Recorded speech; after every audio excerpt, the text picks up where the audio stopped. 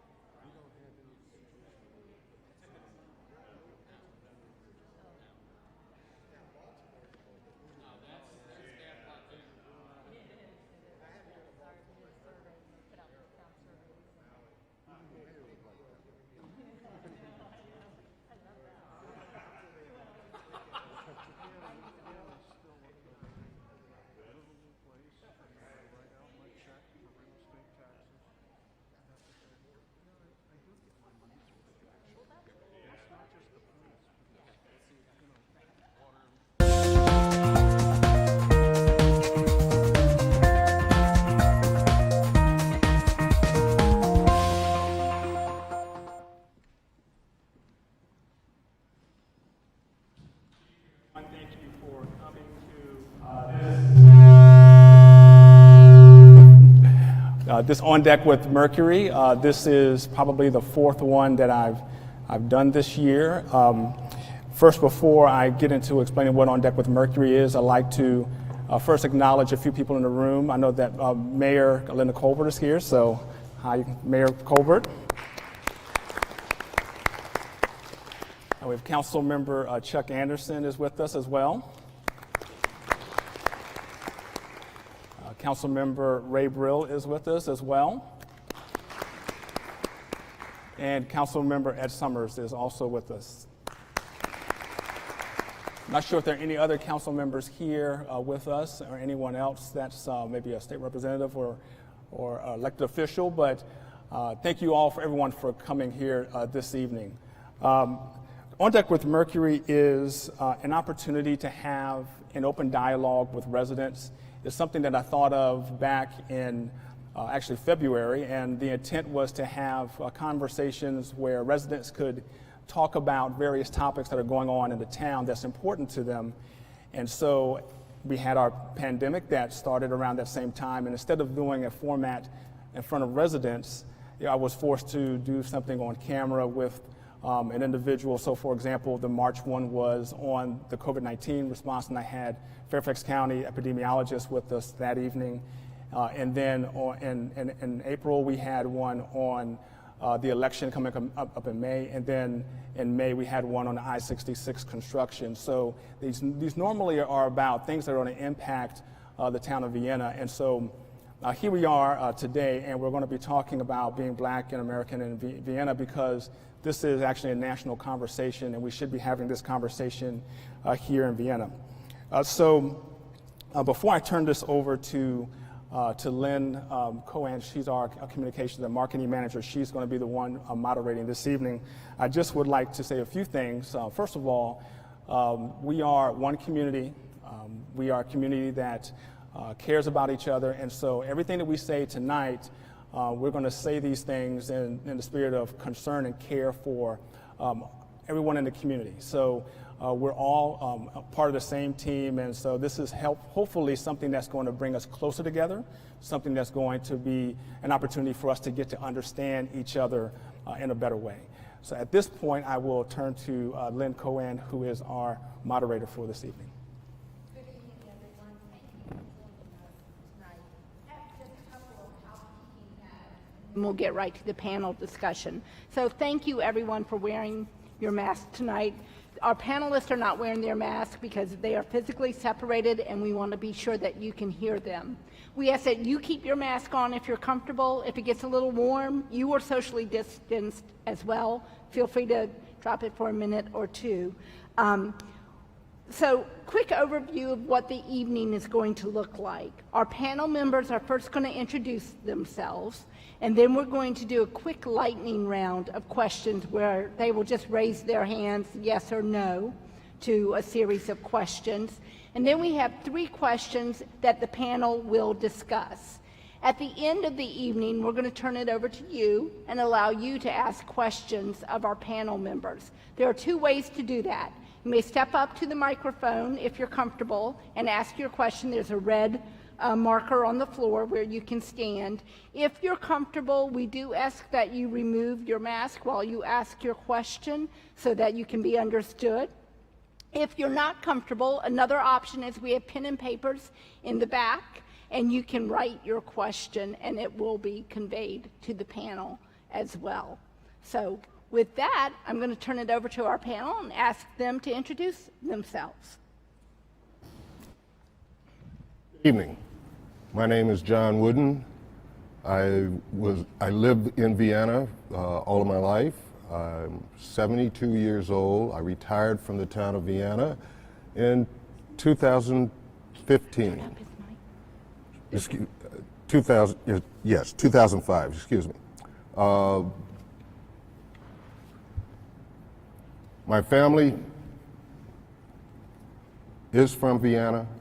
They are a part of Vienna. I have been brought up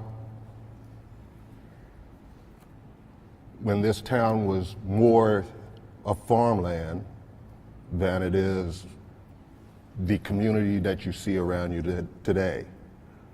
So there were many times when we as kids growing up in Vienna would see things happening around us and not understand the full consequences of what was said, done, and happened around, the actions that happen around us. I came here tonight to just sit and be a part of a learning experience, because even at 72, and being sort of the one who is probably the oldest on the panel here, I still need to learn things about our community and how we react to one another and how we can share that with one another. I'm Charles Lewis. I have been part of the town, or my family and I have been part of the town since 2000. We lived in Oakton for a year, and when my dad retired from the military out in California and settled on over here, we started in Oakton and made our way to Vienna about 2000, and we've been here ever since. This town is pretty much the only town that I really know. I'm a military kid, so I've moved around the country. I've seen a lot of different faces, a lot of different cultures, a lot of different people, but Vienna is what I consider to be my home. So I grew up here, I went to Thoreau, I went to Madison, I went to the University of Maryland, but it was online, so I'm still here. And I currently work for the town. So I've spent pretty much my entire life in this one particular area, and I just wanted to make sure, as the official youngest person here on the panel, that I was doing my part for my community and for my culture and for the people that I care about. Because I do have a little girl, and I want to make sure that I do my part to make sure that I was a part of the conversation and a part of the action, so the world is not so bad for her, and hopefully a lot brighter for when she's in my position now and she has her family. Thank you all for being here.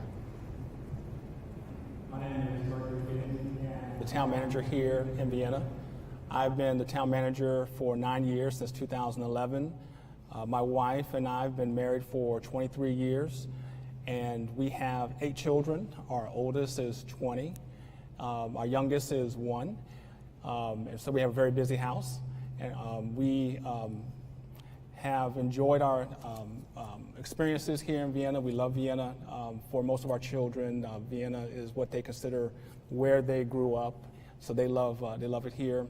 I've been in local government for 22 years, and so I've seen a lot in local government around the state of Virginia. I grew up in Prince William County, Virginia, but not too far from here. So I'm a Virginia guy, and have family all over this region, Northern Virginia, DC, and Maryland, big family.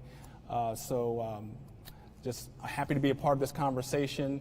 And I'll just mention also that Gloria Runyon was invited to be part of the panel, but she couldn't attend this evening. And there were others who we wanted to be part of the panel, but there are a lot of circumstances and people's schedules are difficult for them. So thank you all for coming, and I look forward to a really great conversation. My name is Anthony Thomas. I've been in Vienna most all my life. My family has been here since 1872, which my great-great-grandmother was born and raised here in Vienna. So we have a long history in Vienna, been here over 100 years or longer. When I was asked to join this panel, I thought it was a great idea to come down here and give support. My background, I did 26 years of law enforcement. I work at the local high school, James Madison High School. I've been there for 14 years. I think this is a great opportunity to actually get everybody together and bring up a great conversation about race and relationship in the community. Thank you. Good evening. My name is Wayne Walker. I'm a resident here in the town. I've been here all my life. Pretty much born and raised in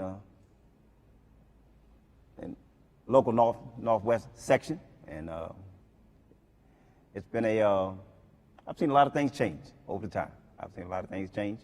I've been an employee here at the Town of Vienna for over 20 plus years. I'm also a local auxiliary ruler at the local Elks Lodge, which some people don't understand what auxiliary ruler means. That's just like being the president of the local Elks Lodge. And we're in many different, I've joined a lot of different organizations that we do a lot of, oh Lord, I'm drawing a blank. We do a lot of charity work, you know, around with the church and all different aspects. And I hope if I can be of some help around here. I've raised 8 kids here, right up the street. So we're gonna hope I can do all I can to answer questions and give you a better view of, you know, what we've seen in the times I've been here on the streets in the town of Vienna. Thank you. Experiences with us tonight. We're going to do that lightning round of questions. I'm going to ask you a question, and if the answer is yes, please raise your hand. We're not going to address these questions verbally. So, first question, have you ever felt that you personally have been racially profiled by police? Well. Okay. Have you ever had the N-word used to your face?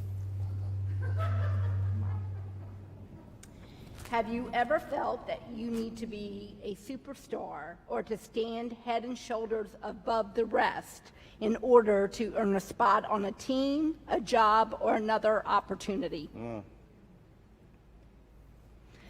Do you feel that the way that racism is expressed has changed over the past couple of decades?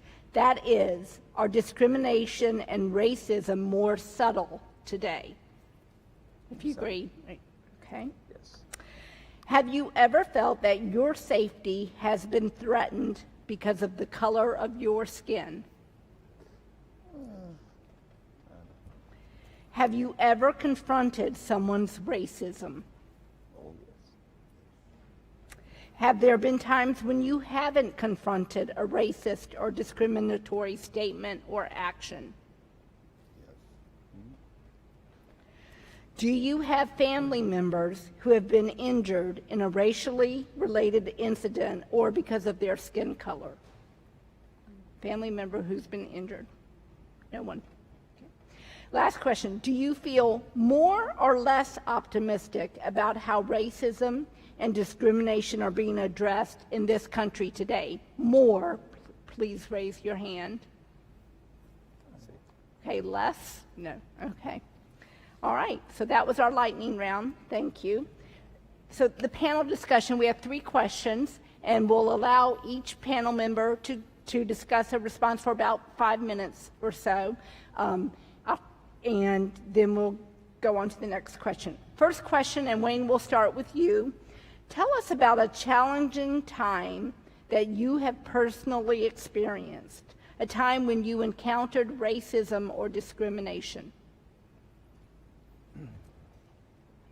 Well, perhaps some would not see it this one, but as someone know in this room, a few people know, it took me, I would say, a long period of time to get employment here at the Town of Vienna. I felt like I was being discriminated against, but I guess, you know, maybe perhaps others did not. It took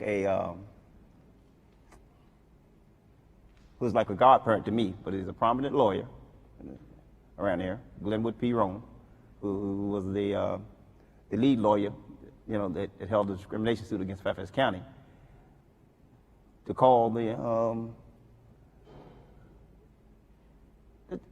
I think it was the town manager or either the mayor at the time. And I don't know what was said, but the next day they called me and asked me, did I still want employment? Come to go for my, you know, so I don't know how that happened, but I'm here.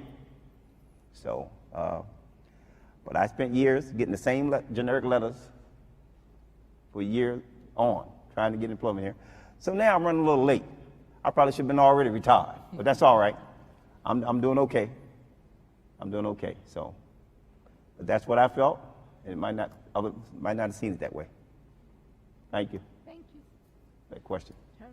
Can you repeat the question again? Sure.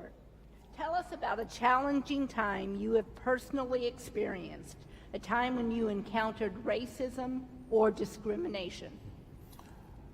Ooh, that's an open question because a lot of things that we see as a challenge is our perception. And our perception is our world. Like when I applied to go into law enforcement back in the early 80s, there wasn't a lot of African Americans in that. And I feel that once in a while people was overlooking your qualifications and taking other people. Yeah. So that's where I feel that there was some racism there probably. So. Okay. Thank you. Mercury.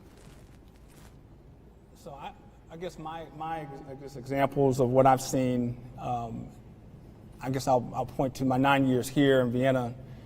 And, as town manager, I have to make a lot of decisions, obviously. And there are 3 instances that I can think of specifically where I saw racism or discrimination where I had to take action here at the town. Those are not easy decisions, particularly when those decisions are made and people who don't necessarily look like you are impacted by those decisions. And so I guess the first example had to do with, I guess, a pattern of actions that were going on, not to be too specific, but once I took steps to look into the matter and determined that there were some things that were going on that were unfair and that had a racial core to them. I took action not knowing what the outcome would be for me or for the people involved, but I knew that was the right thing to do. The second example had to do with a group of employees who, again, not to be too specific, but there were certain things that they needed to have according to things that they, I guess, their worship, I guess you could put it. And it was brought to my attention that that was not going to be respected. And so I made a decision to follow through with what those employees requested, even though it was not necessarily the most popular thing to do in that moment. And the third instance had to do with the hiring practice that we had. It was a situation in which, and again, I'm going to be very broad and general here with this, but it was in our leadership group, and so being broad, we have a wide leadership structure, and so I'm going to be vague here, but one candidate was, let's say, just a white individual with lesser education, let's say a bachelor's degree, and then there was a person, let's say just a non-white person who had much more education. The non-white individual had direct, relevant experience with very high-profile responsibilities, and the other one did not. And you could see where this is going. And so it was brought to my attention the decision was leaning toward the white individual, which in my mind was so clear and distinct that it was not a just situation. And so in that instance, I intervened within, and this is within the last 9 years, so I don't want to be too specific, but I intervened and made the decision that the person with the highest credentials, with the highest experience, relevant experience, was the one that would be hired. So those are 3 examples that in real time that I've had to kind of wrestle with, not knowing that what the outcome would be regarding how my coworkers, people in the community would view me in those decisions. But those were decisions that I thought that needed to be made, and I'm happy I made those decisions, as difficult as they were at the time. Absolutely. Tell us about a challenging time that you have personally experienced, a time where you experienced racism or discrimination. I think the best example that I can give of being here in Vienna is to kind of like look at my past. Like I said before, I'm a military kid. I've moved all over the place, and in most locations, my family was one of maybe two African Americans in the block.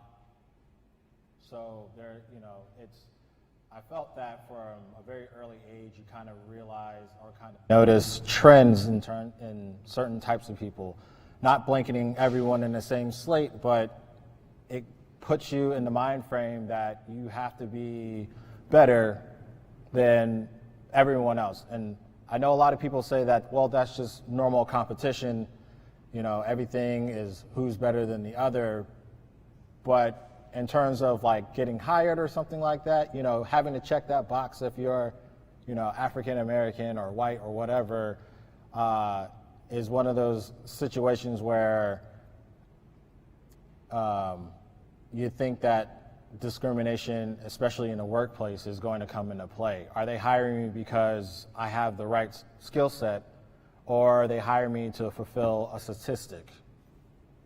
My name is Charles Lewis. I have a very white-sounding name if you were to just look at it on paper. So that's kind of like my experience. Every time I fill out an application, I always think that I'm going to get dinged, but I don't want to have to like hide who I am. I love being black. I love my identity. I feel proud when I check that box, but always in the back of my mind, I'm thinking, is this going to ding me if I'm going to get put into the other pile? And now do I have to be 10 times higher than the people who don't necessarily check that box? I've only felt that a few times, but I will say that here in my experience at the Town of Vienna and the employees that I work with, that particular culture, this is probably the first time that I really didn't feel that way. And I just want to make sure that I said that I'm really proud of that particular circumstance. So. And John. Well, I'm gonna address it from a kind of slightly different angle. When I came to work here in Vienna, I know that, I shouldn't say I know, I felt that I was fulfilling a quota. There wasn't any black employees in Vienna that was in a administrative position or in an office, so to speak. The classes of jobs that were called the quote-unquote white person's job. I came in and I was picked, and supposedly because I was indigenous to the community and I had lived here and I knew the community well. What was being said was, here's a black guy who has some smarts who we could use to calm the communities around us. And at that time, and I'm talking in 1974, we were just 6 years out of Martin Luther King and the March on Washington, and no one around this area out here, the boonies as the Washington guys called it, out here was saying or doing very much or making any kind of input into that. So I experienced that, and I see that as the racism that went on. There's very few people in Vienna that knew. I got married in 1968, And that was 1 year after the Lovelace case. And if you all don't understand what I'm talking about, is Virginia had a law that says you cannot cohabitate black and white or if different races could cohabitate. You couldn't cohabitate in Virginia. I ended up getting married in Washington, D.C. because my wife is white. She grew up here in Vienna, all right? And probably the greatest day of my life was when I took my wife to my mom's house, and my mom and my dad, as everyone knows about black families, you go to their house, the first thing they're gonna do is set you down and feed you. They grabbed her, set her down, and stuffed her with food. And I go, hey, I'm in like Flint. I don't care what the rest of the world has to say, you know? So there's a broader perspective in taking a look at, I guess what I'm trying to say is there are so much subtle racism that goes on and no one addresses it, that we don't understand how much that really hurts and how much that takes the black people and put them on the defensive every time they walk into a store or go to a bank. And the coronavirus, I got to put on those masks. You know what's the first thing that goes in my mind when I walk into the bank? Geez, man, they're going to think I'm here to rob the place. Now, why should I have to think that way? That's the question. And that's the way it should, you know, that's the way people should start thinking. I want to finish with one thing. I read a great quote from Kareem Abdul-Jabbar, who said, racism in America is like dust in the air. It seems invisible, even if you're choking on it, until you let the sun in. Then you see it's everywhere.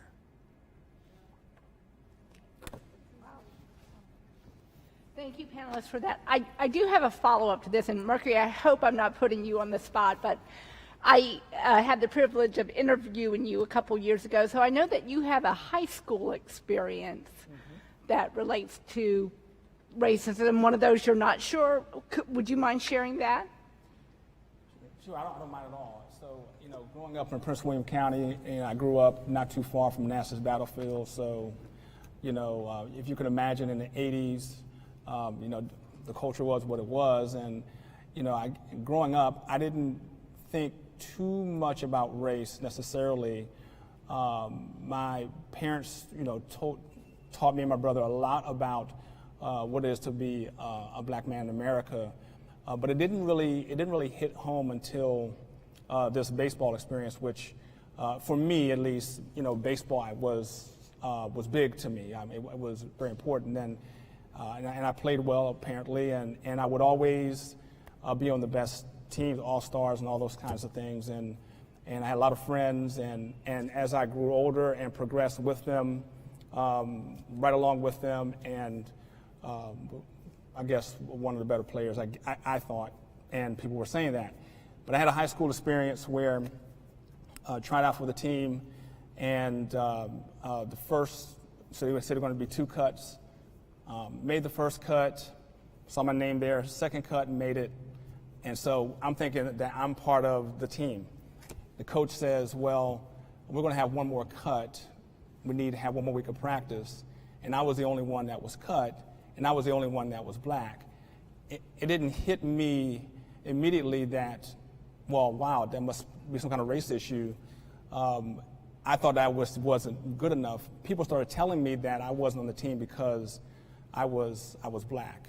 So, you know, you kind of go through that, and then that year, you know, played league ball and all-stars and all that stuff, and played with the high school guys and did what I normally do. And the next year I tried out again, same thing happened. 2 cuts, made the first one. My name's there. Second one, made that too.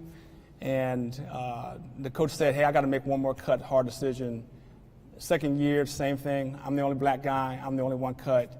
And that really hurt a lot. And one of my good friends on that team, who I've been playing with for years, went to the coach, and a couple of other players too, but I remember J.J. Christopher, a good friend of mine, he said to the coach, I'm not playing unless Mercury's on the team. And somehow within a week they found a uniform for me, and then within 2 games I'm in the starting lineup and playing center field and doing what I normally would do. But that experience made me bitter.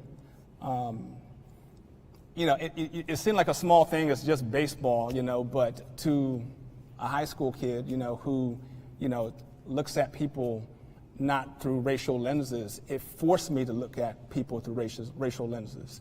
And it made me bitter, to be honest with you, and it took me years to actually to start undoing a lot of that thinking because of the way I was treated in that circumstance. Yeah. Our second question, John, we're going to start with you this time, is tell us about an experience that surprised or uplifted you related to racism. For example, you may have been surprised by an opportunity or someone's willingness to push back against racism, or perhaps by your own reaction. John. Well, a surprise. I already told you what was uplifting as far as me meeting my wife and introducing her to my family, where she was accepted and loved. But what else? Some of the other things that was quite uplifting is being a part of a coaching staff, a person with some, and believe it or not, those little things give us a feeling of status, a feeling of accomplishment. And it's done amongst what I am perceiving as nothing but the white group, and to be accepted into that and to evolve in that and work in that, not just coaching, but in the job, working with the people in the job. I am so surprised at how well I had been accepted by, at the time it was the town manager and the police chief, when coming to work here from Fairfax County, because I was at Fairfax County first. So I was worked there as a street counselor, and then it came to Vienna. So it was really uplifting for me to know that there are people out there that know that or realize that you can be hurt by something that is said or how they react to you. And I've been blessed that I've had good vibes, good things happen to me in that sense.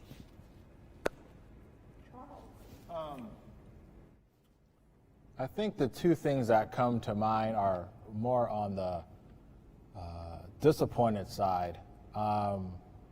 Growing up, especially in the town, and being kids kind of like in high school, like Mercury was saying, with sports and stuff like that, you don't necessarily realize how some of the people that you hang out with, whether it be really close to you in your circle of friends or just people that you associate with, are more racially biased or racially clueless than you think they should be. I've always had a very good blend of friends, but it always seemed that friends of a certain color would say probably the most racist stuff without really understanding that they're saying racist stuff. They think that they're joking, but you know, it's kind of like what John said, like, you kind of save that as like a grain of salt or as a marble or whatever you want to use as your analogy, but that like sticks in the back of your head. So after a while you kind of desensitize yourself to it because you don't want to lose your friends, but at the same time you become more and more disappointed that they haven't really picked up on what they're saying. And you know, is it my responsibility to say, hey, like, I know you're making a joke, but that's really not cool? Or do you kind of keep your mouth closed because you don't want to disrupt the balance of, the group? I mean, in high school, right out of college or right into college and right out of college, your friends are like the only people that you really know. So you don't want to cause any waves, especially if you have the ability to kind of bury that deep down. That's my one example. My other example, which was disappointing, was, and I'm going to say it because he's here, but my brother's here in the audience, and my brother would tell me things that he's experienced. And as we were growing up, I always considered us to be kind of twins. He's older than me. We look alike. We have a lot of the same interests: comic books, video games, TV shows, so on and so forth. But it wasn't until a particular experience where I kind of gave my brother credit, because back to my first example, I'm always like, they probably didn't really mean what they said. I'm just going to push it to the side. But after having conversations with my brothers and seeing his experience with, being either profiled or racial encounters, I realized that he was almost right the entire time he's been telling me this thing when I was younger. And it wasn't until it was when I went to Tyson's Corner to buy new clothes for interviews. And my brother worked at that same store. I went in to go see him to see if he was working. He wanted to make sure he got that commission. And I just remember getting a text message from him saying, hey, I can't be there. I'm doing something else. But I don't think you should stop there. I think their practices in helping customers is not very friendly to us. And I'm thinking, no, he's just talking that stuff. He's been saying that for years, whatever, it's no big deal. And as soon as I walk through the door, I'm followed by two people of not my color, not even people of color, throughout the entire store, no matter what I did. Every 5 seconds I picked up a piece of clothing. Hey, can I help you with that? You know, your size is probably this. Well, sir, I've shopped here before. I have the membership card. I pretty much know what I'm looking for. Oh, okay, yeah, I'll leave you alone. Walk around to another display, same exact thing, but from a different person.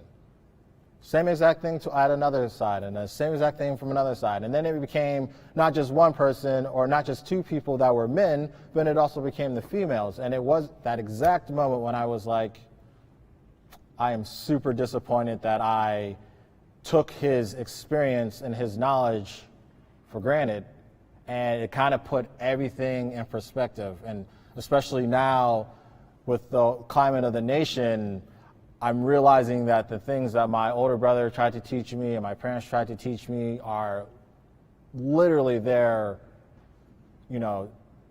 almost 24/7. Maybe not in my exact experience, but everything that they've said that could happen has been happening. And for me, I find that really disappointing. It's not really uplifting in my circumstance, because in my brain, I didn't want them to be right.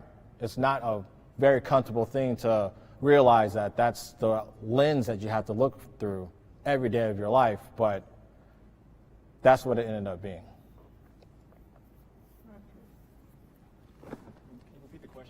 Absolutely. Tell us about an experience that surprised or uplifted you related to racism. For example, you may have been surprised by an opportunity or someone's willingness to push back against racism, or by your own reaction. I guess mine are multiple. I would point back to first to that baseball experience, and the reason why is because why would a white kid give up his opportunity to maybe get a college scholarship because of a friend he's known for years, he could have just kept his spot. So I think while that situation made me bitter, it did plant a seed in my mind of that not all people are a certain way just because of the color of their skin. So that was kind of planted at that point too, even though it was a hard moment. And then I guess I'll fast forward to my first job in management and local government. Like I said, I've been in local government 23 years. The first opportunity that I got was by Brandon Godfrey, who hired me as an assistant city manager.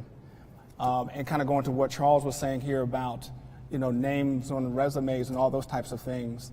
I actually thought coming out of college, first of all, I've got to get the most degrees I can. So I got my master's degree because I wanted to be, not looked over because I didn't have the education or whatever was needed.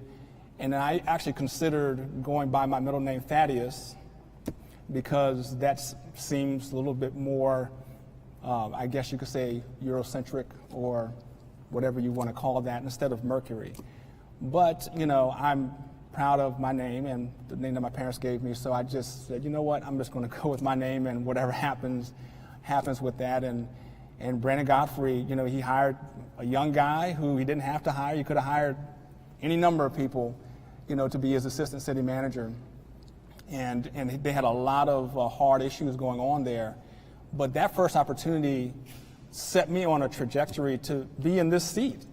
And so to this day, me and Brandon are really, good friends. And, along the way, there were people who hired me who they didn't have to hire me. And I'm actually surprised each time that I get the call. And so it really is a blessing to have people put their trust in you to say that you can accomplish this task that we're going to give you responsibility for. And so surprised, yeah, I am surprised each time that happens because I know that it doesn't have to be that way. They could very well overlook me if they wanted to. But I want to go back to, let's talk about Vienna Little League. Back in the 60s and 70s, I played football here, right on the Borders field, and after the games, some of the kids would say, hey, can you come to my house? We say, yeah, but then they select the kids that they want to come to the house. Then later on you find out in life that it wasn't the kids, it was the parents that didn't want you at their house, okay? Mm-hmm. Fast forward, we get into high school, these same kids that I grew up with, when we had racial problems at the high school, those are the ones that would come over and talk to us to try to calm things down or fix things, okay? So it wasn't the kids that I really experienced the racism from. It was the parents that was down there cheering me on. They go, Tony, make 15, 20 touchdowns, whatever it is, pat me on the head, but I wasn't allowed at their house, okay? And, since we're talking about that, and let's go back even further. In Vienna built Malcolm Heights on the northwest side of Vienna. It's a thing called redlining. That's what they built. In 1951, I think they gave a engineer in McLean, Virginia, permission to build a colored community here in Vienna. And and it's actually interesting that the street I lived on, they named it Lincoln Street, okay? Hey, President Lincoln, blah, blah, blah, everybody knows the story behind that.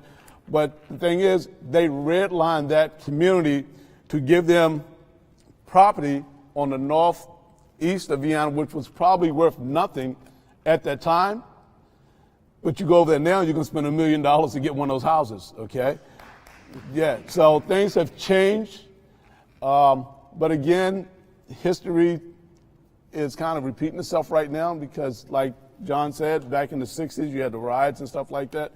And we haven't learned anything, and we're going forward, and the same things are happening. So I think this is a great forum to actually talk about this. But then again, I will tell you, the same kids, I'm going to go back to football again, the same kids that I played football with was the same kids that tried to help me resolve problems when there was a racial problem at high school. And I can't really experience that in college because I went to an all-black college. And the reason that I went to an all-black college because I wanted to get out of Vienna and experience something different. Because all my life, I went to Flint Hill, Thoreau, and Madison. But I was scheduled to go to Louis Archer, but they wanted to do some desegregation, so they just took one neighborhood, only one neighborhood, Lincoln Street, because we had 100 kids over there, and they bused us to Flint Hill. Fast forward, those same kids that live in Lincoln Street walk to Flint Hill now, and the same kids that live on Lincoln Street want to get to Louis Archer now because Louis Archer is a magnet program. So things have flipped around a whole lot. So yes, people have came to my defense, and yes, people have hurt me because I wasn't invited. Well, the grown-ups hurt you because the kids invite you to their house, but then you realize that the kids have to come back and say, well, my mom and dad said we already got 5 kids, so you make number 6 and we don't have the space for you. Every house in Vienna has almost an acre at that time, So that's my experience. Thanks, Tony. And Wayne? Yes, surprise. I'm going to mention a couple of things that we all surprised about. And of course, in 2008, I was surprised when Barack Obama became the president, African American president. I said, oh my, look at here. The next thing that surprised me is when Mercury Payton got hired in the town of Vienna as the town manager. That was the next thing that surprised me. Of course, I was already here. I had, I don't know exactly how many I had. Well, I was well over a decade of years here at that time. And all the things that Tony spoke about, we were all right in the same area together. We all raised up. We all experienced a lot of the same. We didn't call it racial discrimination back then. We didn't. We didn't think we were no different than nobody else. I guess we didn't know any better. But at the time, we didn't think that way. But when people get to the point where some got brave enough to say certain things to us as we got older, then we knew that it is a difference, huh? It really is. So, like I said, being raised here in Vienna was a real good experience for me because we don't feel like it was as bad for us as it was for others. That might not, it doesn't even sound right that we have to, put it on that level to say, well, we had it better than somebody else, but it kind of felt that way to us. So, but other than that, we were blessed, and and we hung in here, and here I am still around here in Vienna, walking around every day. Now, as many of you might know, a lot of people don't know me by the name Wayne Walker. So, throughout the town. I know I cover this town 20 plus years now, 2 times a week, and I'm telling you, I know a lot of people here, and they don't know me by the name Wayne Walker. So if they had to pick my name out in the town book for Mercury, the two wouldn't go together. Everyone had called me both since I was knee-high to lean duck. So that's been my name. But it's been a real good. I've had a good experience here, really. You know what I mean? It took some challenges, but we stood up to them. And like I said, after Mercury came, that was a blessing itself too. Because I must say, this town manager, he straightened a lot of things out that we seen. You know what I mean? That we complained about for years. That you know what I mean? So, for those that don't know, I think you've done a real good job at it. Thank you. Thank you, panel. So we have one last panel question. And Charles, I'm going to start with you and switch the order. But so briefly, in just a sentence or two, if you can, please tell us one thing that you believe would help improve racial inequities or address racism effectively. Charles. I'm glad you asked that question. Like John, I am also married to a white woman, and she's been accepted in my family with open arms. And I had no doubt in my mind that that would happen because my parents have always raised me to be a nice person regardless of color of skin and background, whatever it may be. So the conversations that we have in our household is that I feel that to help move the line forward is that conversations need to happen. They're going to be super uncomfortable, very, very uncomfortable, but they need to happen. They need to happen with both sides. There needs to be mutual respect for the person that you're talking to, and the conversation just needs to start. The only way that we're going to move forward, I feel, is if, and I'm speaking very bluntly here, but it's always been a black and white thing. It hasn't really been, at least in my experience, it has never really been a Middle Eastern thing or an Asian thing or anything like that. It's always been black and white. So I feel that you just have to have the conversation. As awkward and as terrible as you might think it will be as a white person, asking the questions that you want answers to, but being respectful will, I think, give you the clarity that you'll to kind of understand what your black friend, neighbor, whoever it may be, goes through on a daily basis. The conversations that we have with our young children are not the same conversations that a white person has with their young children. It's what I've known to be a fact. I have to be on the defensive all the time because not many people are looking out for me. If I walk into a room with a whole bunch of black people, yeah, I probably feel a lot more comfortable. But if I walk into that, if you flip the room and put a bunch of white people in there, no matter how nice you may be, I'm automatically defensive because experiences from my side of the family have taught me that this is how it has to be.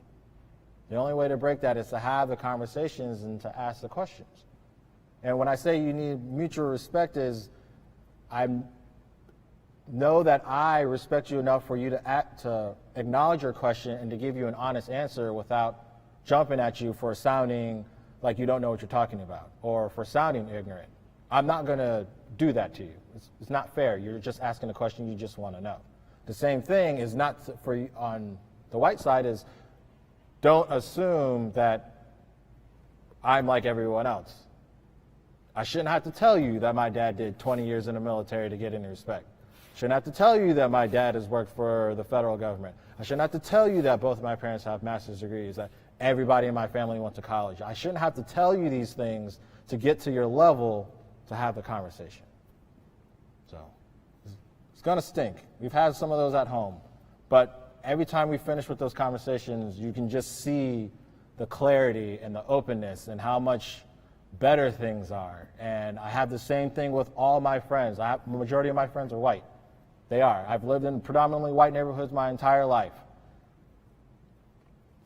Having the conversation with them and being honest about your experience is the only way that they're going to understand that, man, back in the day, I said some really crappy things and I should do better.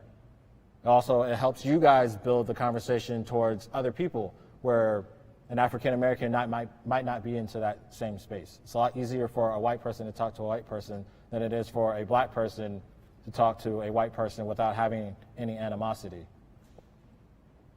That's just how I see it. Thank you. Thank you, Charles. And John?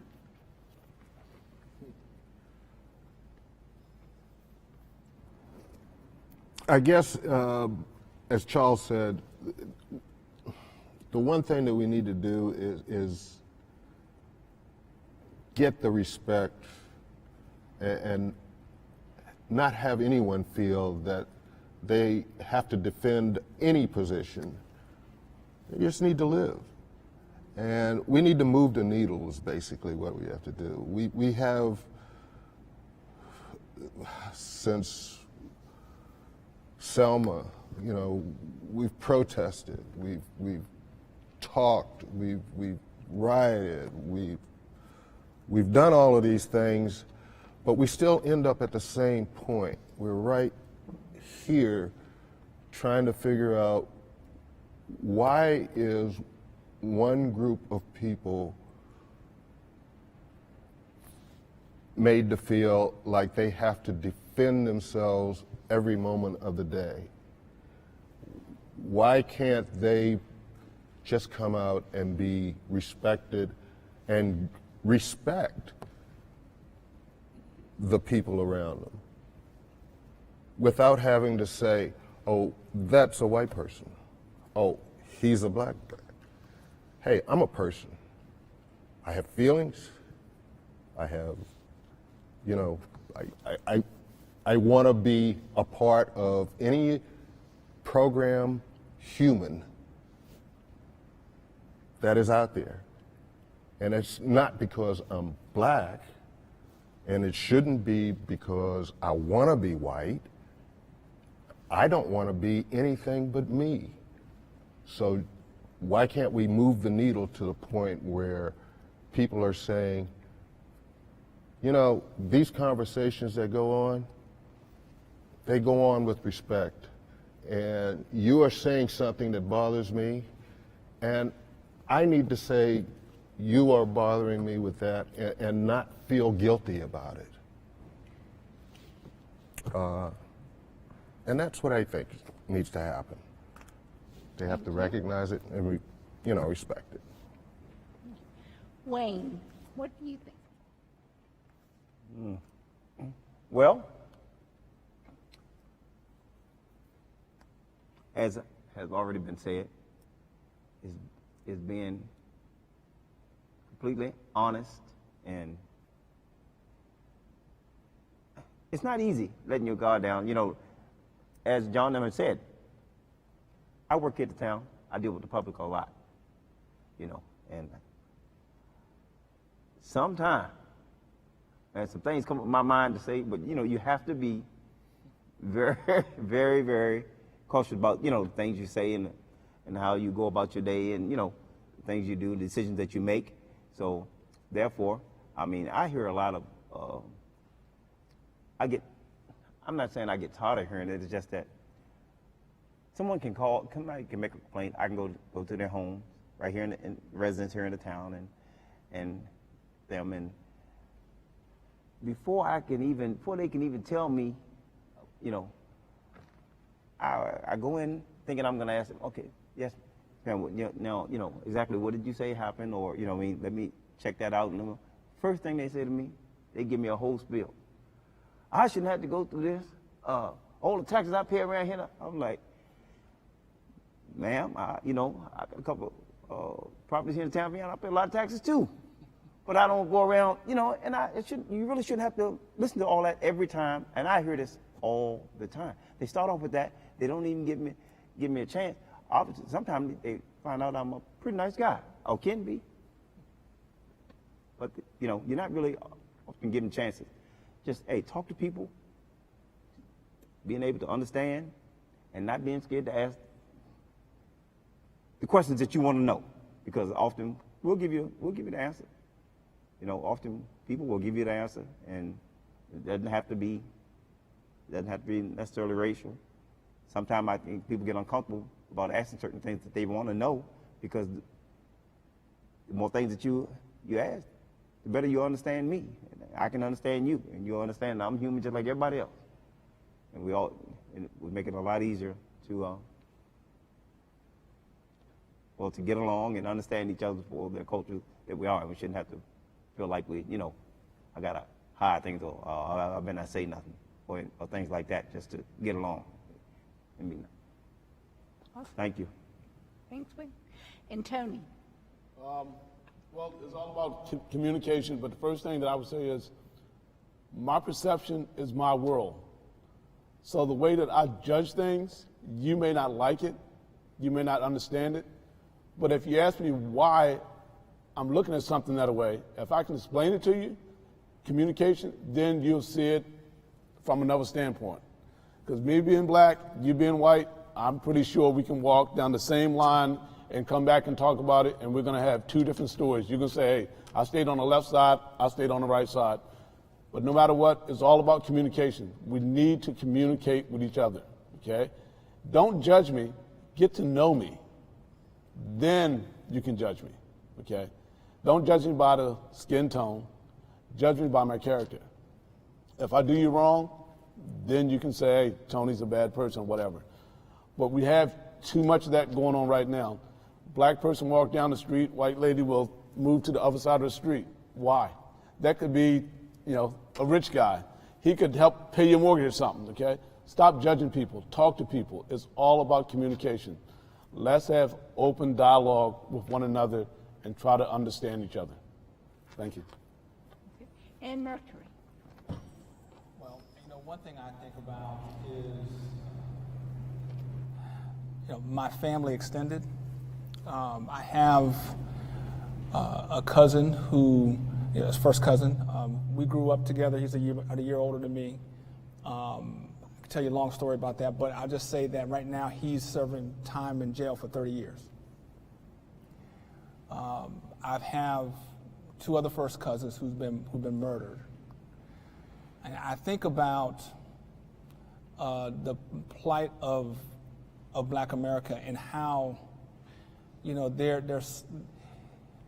it's hard in general to even kind of get off the first step of what you need to do to in this society, have a family, provide for your family, and do something that's of value and worth and respect. And whatever the solution would be with regard to race in America, I think that there's got to be a way to address the prison system, nonviolent offenders, and I'm not saying that we empty the jails or anything like that, but we've got a problem in our society where we have so many people who they're serving a lot of time in jail, and that breaks my heart. I mean, family members there, and I wish that there were a solution where on the front end, before they even get into the cycle of ending up there, that there was some opportunity or at least an encouragement where they'd have a venue to be productive. And so I guess offline here, and if you all want to hear, about that story, my cousin, we were year apart, and then we just did like this, and down a bad path. And I just would hope that whatever we do as a society, we can address that issue of identifying the person and the peoples who are on that path and finding a way to capture them and then to help them, encourage them to be productive instead of just, you can see it coming, and then there it is, and then it's a life that's not as it should be. That's a burden for me. Panel, I really appreciate your willingness to share your personal experiences with us here tonight and with folks who may be watching on YouTube. And we are going to open it up for questions to the audience. And Mercury, I think you're going to moderate that section of the evening. Yes, I will do the best I can with that. And I know I said that this is going to be a hard break at 8 o'clock, but given the fact that the five of us talk so much and we're over our time, we were planning on stopping at 7 and we're at 10 or 15. So if it's okay, we'll try to go till about maybe 8:15, 8:20 to give time for questions from you all. So what we'll do is we'll take questions at this point. I think that there's a microphone right here. Right, and people, you can also, there's a table in the back corner where you can write your question down if you don't feel comfortable coming to the microphone. And your question can be for me or any of us. Sure.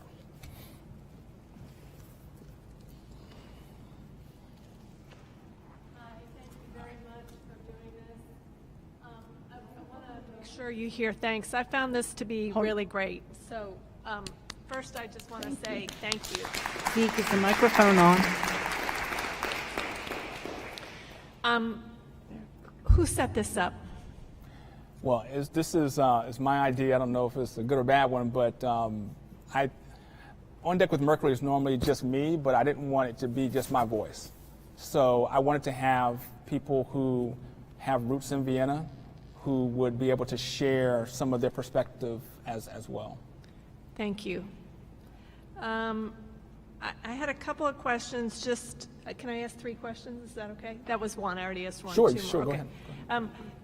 My next question was: do you know what part or what percent of town residents are Black? I'm gonna say about 3%. I heard a number about 3% at this point. Okay. And then my follow-up to that is, what is the town doing to encourage more people of color to move into the town?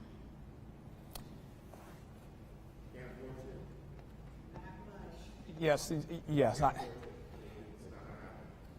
also a native of Vienna, and my perspective. You want to come? Okay. Sorry. Okay.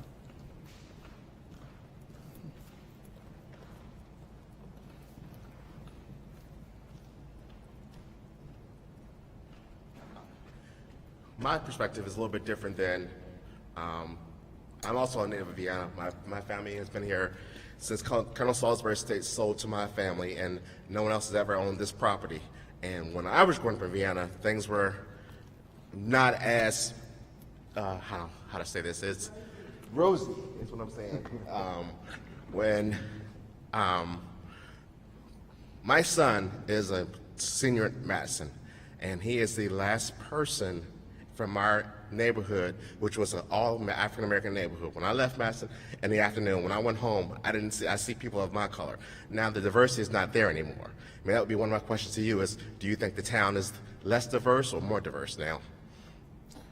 Well, I think that it is less diverse in the way that you just explained it, because I think that when I hear your story and I hear Tony's story and Wayne's and John's, so they have deep roots in Vienna, and others, Gloria Runyon, others tell me about Vienna and what it was before. And so over time, there are not as many African American people in Vienna. There are other ethnic groups in Vienna, so I think that it may be more diverse in a different way because of the different ethnic groups, but then you're talking about socioeconomics as well, because is there socioeconomic diversity? And I would say not necessarily.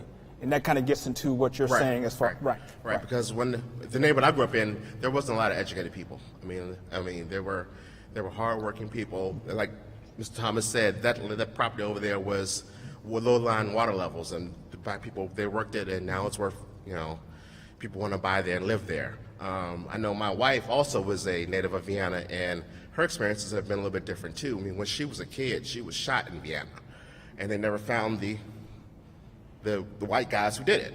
It wasn't a, it wasn't from the neighborhood I grew up in. It was getting nervous. I'm sorry. It was good to live there because I was able to experience the culture of being Black, but also got the education at the Fairfax County schools, so that was a plus. So yeah, that's a lot. Yeah, Tony. Living in an all-Black neighborhood. I'll come back to you after. Brought some safety to us. Okay. Yes. Everything in the northwest of Vienna was a all-Black neighborhood. So when we left, we went back home to a all-Black neighborhood. Okay, where everyone took care of each other. We're talking about a village to raise a kid. That was the village. It raised us. Everything that you see in me that I did, I got from somebody in that neighborhood. From the older guys telling me, hey, get your butt to school. From the other guys telling me, hey, you need to do something. From the old ladies going, hey, you need to eat because you haven't eaten anything today. That's what that neighborhood was all about. We don't have that anymore. Okay? That is long gone. And it's sad. Charles. To answer your last question, what can be done? I'll tell you that even though it's really an economics thing. It's a money thing. You can't bring someone into Vienna because Vienna costs way too much money in general. There's nothing you can do about it unless you build houses or you do some type of housing where you can bring people who make that lower type of income or even middle income and be able to be part of the town. Look, Vienna doesn't really have anything like that. There's no mid-range townhomes. Everything in Vienna, I saw a house the other day, $600,000. It's a lot of money for a house for a house in Vienna. It's a lot of money. Or you can go to Maryland, Montgomery County, and you can get something reasonable for $350. Vienna doesn't have anything that's reasonable. You either have to spend all your money to get in here, or you have to wait for someone to give you their property. And that's how you get people from different backgrounds. That's how you get black people, anybody, because I hear it from the younger people who are, just coming back from college, who went to Madison, who are not necessarily white and don't have those extra handouts that they get from their family. It's a person who was a normal student, got normal grades, got into a normal college, got his degree, came back home, is looking for a job to start paying off student loans. But he's not, that person, she is not getting necessarily getting any extra money from their family or from a relative that's well endowed with money. So they're not going to be able to live in the town that they grew up in. They have to go outside. And the further that you go out, yes, it gets cheaper, but Vienna, Fairfax, McLean, the whole thing, it's just super expensive. It's great for educational purposes. We have one of the best counties in the country to get an education, but there's a cost. It's there. $600,000 for a house in Vienna, a house in Fairfax, and so on and so forth is a lot of money, and that's what it is.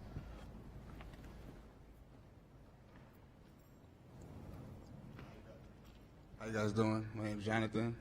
I just moved to Vienna about December from New Haven, Connecticut. So I'm very new here, just learning the area. So I'm just had a couple statements and a couple questions as well. I can relate to all you guys. I'm black, grew up in a lot of white communities. My mother always put me in nice programs.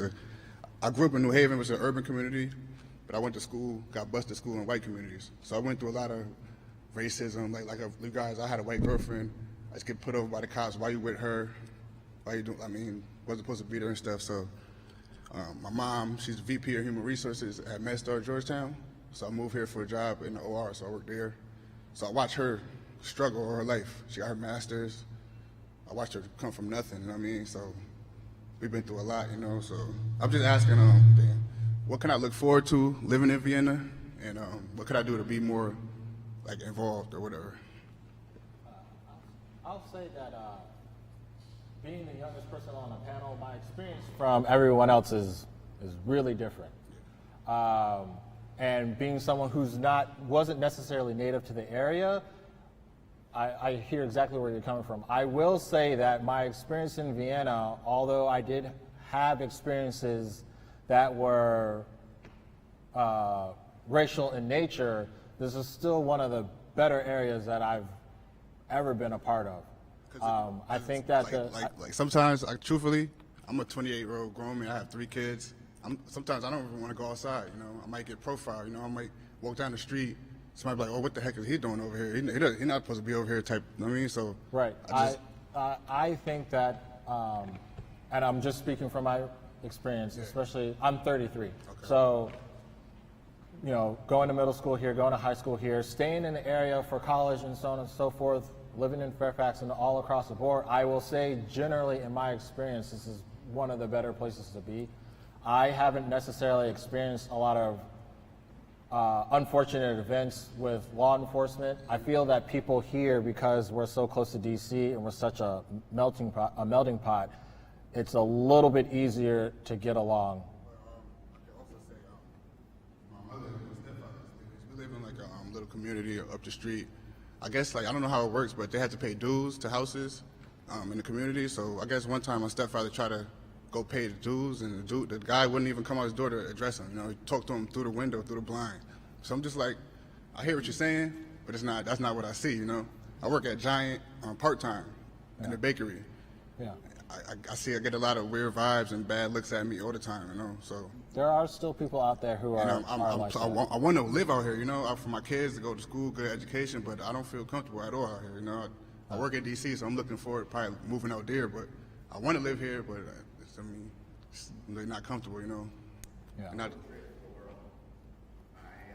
Living in Vienna, my kids, all my kids are born and raised. People in Vienna, it's a family. I mean, if you get your kids involved in Little League and they grew up throughout the ranks, I mean, we have a close relationship with the mayor. I mean, so Vienna's a great place. It's changed over the years. yeah, just probably be more informative to people, probably have more stuff for people Yeah. to, get involved in, or just talk to more black people around here. I would like to say, to answer your question about what can you expect coming in, well, your perception coming in will have a lot to do with what happens to you and your kids when you come into an area. So I would say to you that if this is something that you want to do and this is a place where you want to be, and come in with the attitude of, I am supposed to be here, you know, and, you know, you cannot change, we will not change everyone's mind and their way of thinking, but we can demand from them their respect. And I think that's the way I approach it. That's the way I come in. I don't speak for everyone, but I can say when I come into this community is my home. I address it as my home. You know, Charles talks about Madison High School, and Tony talks about Flint Hill. When I grew up, there was Louise Archer and Luther Jackson, an elementary school and a high school. Fairfax County was segregated. That's what it was. And those attitudes don't just change. People, and I don't believe that there is a way to change that attitude, but we can ask them or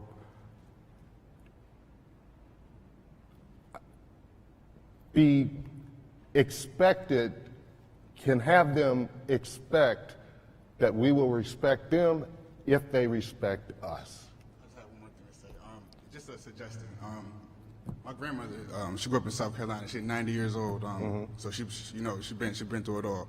I always asked her, come to her for information about history and things that went on in the past. I think maybe like we should get like a program showing everybody in the town maybe more Black history things. You know, like more about the Black Panthers. People got the wrong mindset of the Black Panthers. People like James Baldwin.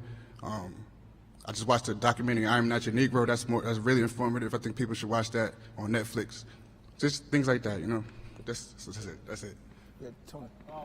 Vienna has a great history of Black American. Okay, the first church that was built in Vienna was a Black church. Okay, wherever there's a Black church, there used to be a Black community. Okay, things have changed, but we still have a lot of great history here. We have people that have moved out, but they still come back here for certain things, for church, the Elks Lodge. Family members are still living in the area. So what I would say is get involved with the community, find a community that you can get a niche in and grow from there, because you have to grow from inside out, okay? And the way you carry yourself is the way people are gonna respect you. Carry yourself like a king, and people will respect you as a king. But it's a great church over there that you and your family can join. Yep. See me after this, and we'll talk about it.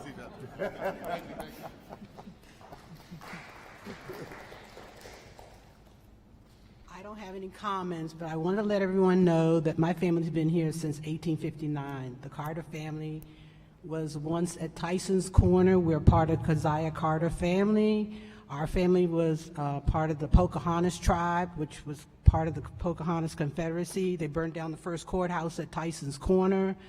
I lived on the southwest side of Vienna, but Tony and Bo Walker are my cousins, and we were a black community too, but we were more family than anything else. My whole family owned basically everything down Courthouse Road. So anything that you see from Courthouse Road, from Plum Street all the way down, is part of the Carter family. We own 10 acres where Seventh-day Adventist is. My great-grandfather bought his first property from Peter Hendricks, who was the first mayor of Vienna, before Vienna became incorporated. So there has been a lot of gentrification going on in my neighborhood, which we are not happy about, but what can you do when family members decide to sell? And my experience has been somewhat different from Tony and them, because everybody on my side of town, like I say, was family. We all felt family. Gloria is also my cousin too, from the Carter side and from the Brown side. My great-grandfather was one of the first trustees of First Baptist Church of Vienna, which was on Lawyers Road. I didn't experience a lot of racism until I got to public school. My family, well, I guess when I started school, I started at parochial school, which was Our Lady of Good Counsel. I don't know whether we were the first, I guess we were the first group of students that integrated there. But they didn't talk about a lot of racism. I didn't experience a lot of racism until I got to public school, when I went to Oakton High School. I started out public school at Thoreau. It was okay, but then when I got to Oakton High School, that's when I really started experiencing more racism. And of course, we had a race riot, what they call a race riot at Thoreau, at Oakton, when in 1971, when they had what they called Slave Day. Well, for us, we were not happy that they would have something like that, walking around with chains around their neck and everything, because of the fact that, because this country was racist, and because of Fairfax County never taught anything about racism in the schools. Everything was about, white people, and all black people were slaves, which was not true. Not all black people were slaves. And we got into a disagreement, I think, with the Jock Club, and they wanted to fight us, so we fought them back. Oh yeah, and then they wanted to call the police on us, and they were going to bring the paddy wagon to our school to arrest us and not the white kids. And that evening, or 2 days later, my parents went up to the school to find out what was going on and everything, and they told us that they were going to have us arrested because we caused a riot. And I was like, well, the white kids first started it, so why are you arresting us? And then the second thing that I think that I felt that there was systemic racism here in the town of Vienna is when I applied for several jobs with the town, never got a phone call, never got an interview, never figured out why I wasn't hired for some of the jobs, because I have a degree, I have lots of work experience that I could have provided to the town, but from my understanding, they were they were doing nepotism in the town of Vienna. So that's when I found out that I shouldn't apply for a position here, is because of the nepotism that's going on. I don't know how it is today. Hopefully it's different. But, and then the other thing that I think I've experienced racism is on my job when I was working. There was a coworker of mine.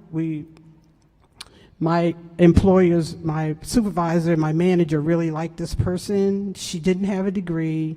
She didn't have as much experience as me and my other coworker. My other coworker had a master's, I had a bachelor's, but they always hired her to do everything. They hired her to get promoted first. We were always last to get promoted. Anything that they needed to get done, they never asked us. They always asked that person.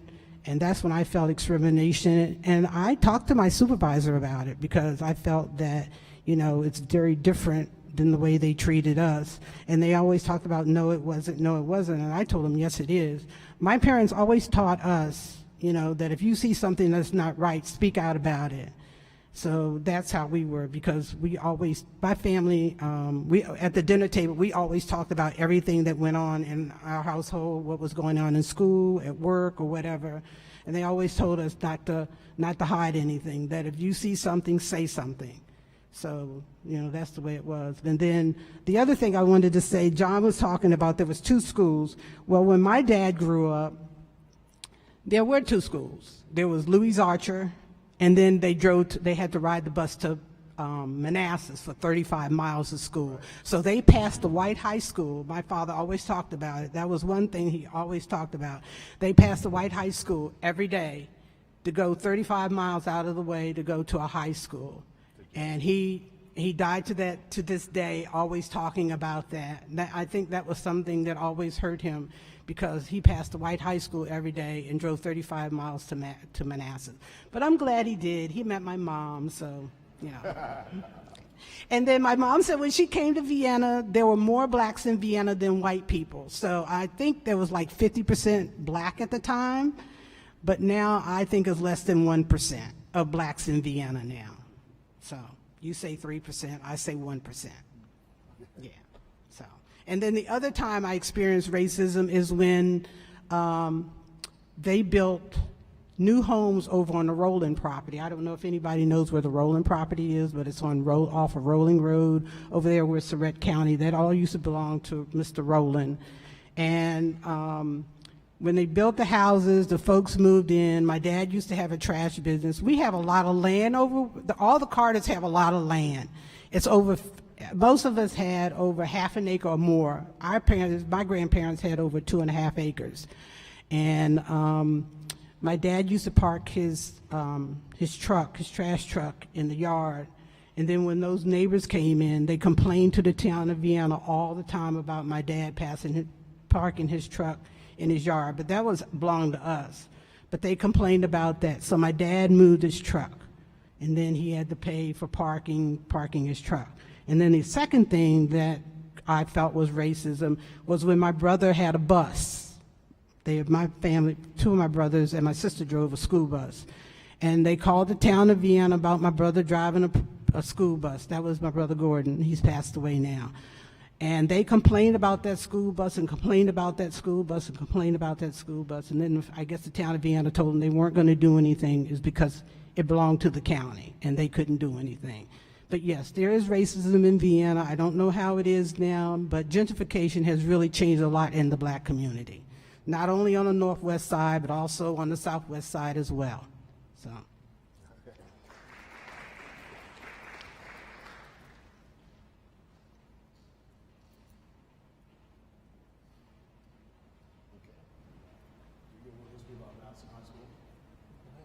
Just a little history about Madison High School. Everybody, thinks Madison's a great school, which it is. I went there. I can say positive things about it. But Madison was the last school that was integrated into Fairfax County. They refused to do that. Preston Blackwell in 1959 was the first African American to enroll in that school. Fairfax County, or James Madison High School, told any white parents if they did not want their kids to go there, they would get a $300 voucher to send their kids to any other school if they don't want to be at Madison High School. So we came a long ways. That was just a little history if you guys didn't know it about Madison.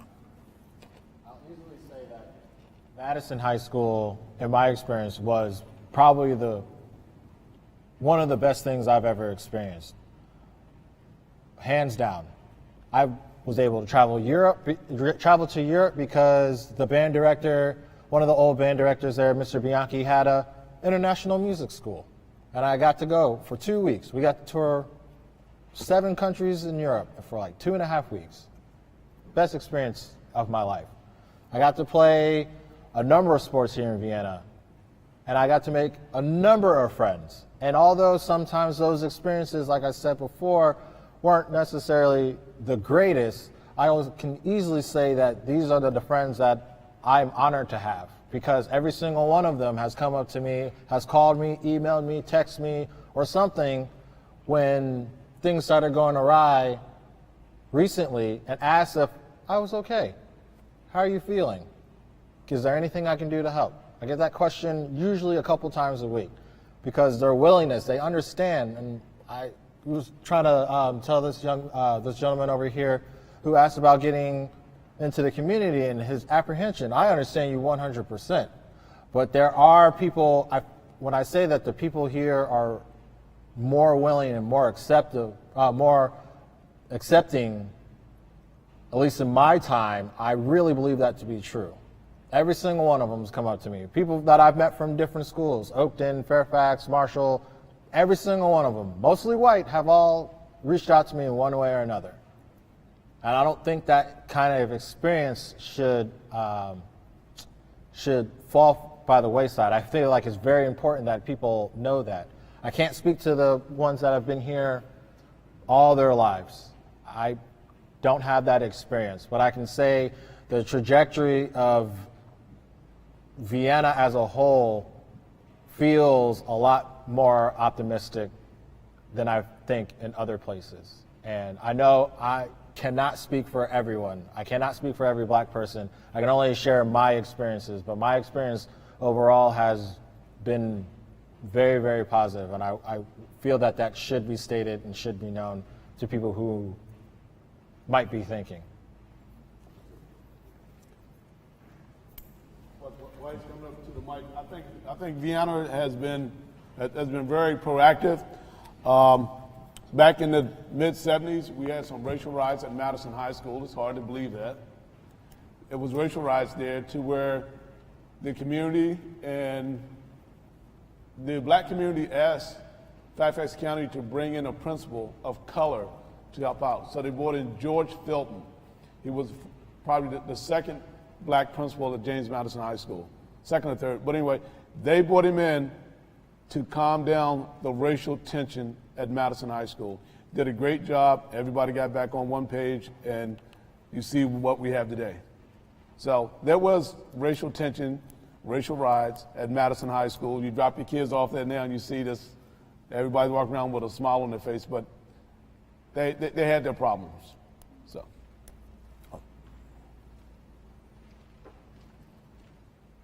First off, I want to thank everybody for coming and sharing your experiences. It's a really powerful opportunity for us to listen and hear you. I heard a lot today and through the questions about the form of racism that we see as sort of implicit bias on a personal level, but the gentleman here spoke to some of the systemic racism that's shaped Vienna, and particularly redlining and the way that cut off opportunities for home ownership for multiple generations of African Americans while providing it to white Americans in different areas, as well as reinforcing the disproportionate burden of disparate property taxes, frequently higher on African American community than they are on white community because of the way house appraisals work. I was wondering what Vienna is doing to try to erase the history of those inequities that are now being perpetuated through economic forces. When I hear a lot of these stories of when things have gotten better, I'm hearing that the personal side of things is getting better, that people are kinder, that we're taking some of the sting out of the way that we treat each other human to human. But I don't really look around and see anything about the systems and the way that they push, equality through our country and making that more equal. And then just as a follow-up, I wanted to know what Vienna is doing to whether to study or gather information about police interaction, and do we keep racial data on that? And I would be interested in particular about data about not just the number of interactions and stops, but I know for me, as a white man, I get a lot of warnings. I drive away from a lot of situations. I don't have a ticket in my pocket. I don't have a court date to attend to. I don't have to take a day off work. I don't have kids, but if I did, I wouldn't need to have somebody watch my children to attend that court date.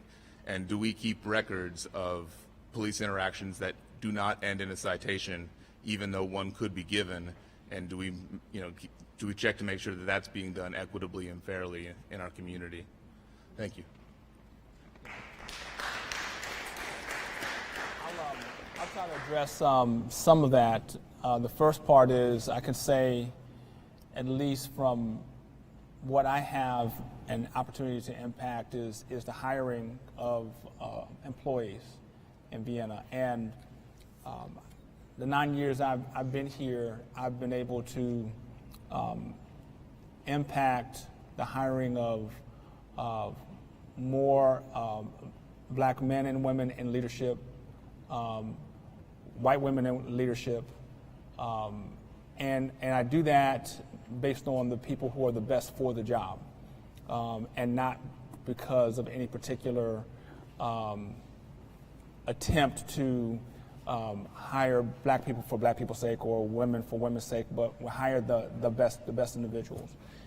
And so I think that that's part of the opportunity. I think part of the opportunity is when people have more income, then they have more of an opportunity to break into social economic areas where they're prohibited based on their income. Even not just hiring people for director level positions and outside of the community, but also promotions from within.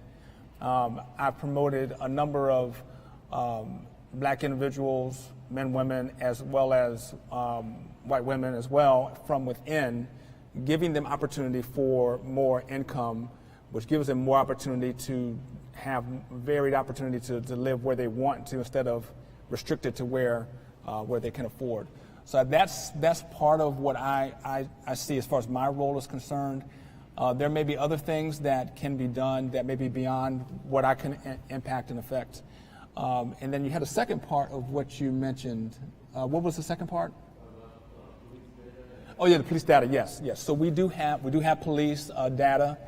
As a matter of fact, the police chief is back there, Chief Jim Morris. How you doing? Good to see you. He's a good friend of mine. And next month we're going to talk about use of force and law enforcement on August 11th, and we'll get a little bit into the data piece on what we have here in Vienna. And I'll also end by saying this. I know somebody else may want to say something. Is that I've gotten warnings too. I've been pulled over by white officers, and yeah, I was speeding. I was moving pretty good. I think the police officers here probably couldn't say I probably drive a little fast. But anyway, and I've gotten tickets, but I've also gotten warnings as well. So I want to make sure that there's an even narrative, that it's not every instance in which I'm pulled over, I'm getting written up. So I think it depends on the officer, depends on the day, depends on what happens in a situation. Did you have a comment?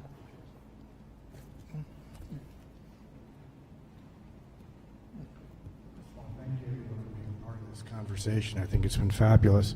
I want to go back to the policing issue. It's hard to ask any one person to speak for everyone, but I'm just curious, from your interactions, from your discussions with other folks in the town, how are our police viewed? How are the interactions? Do you see areas for improvement?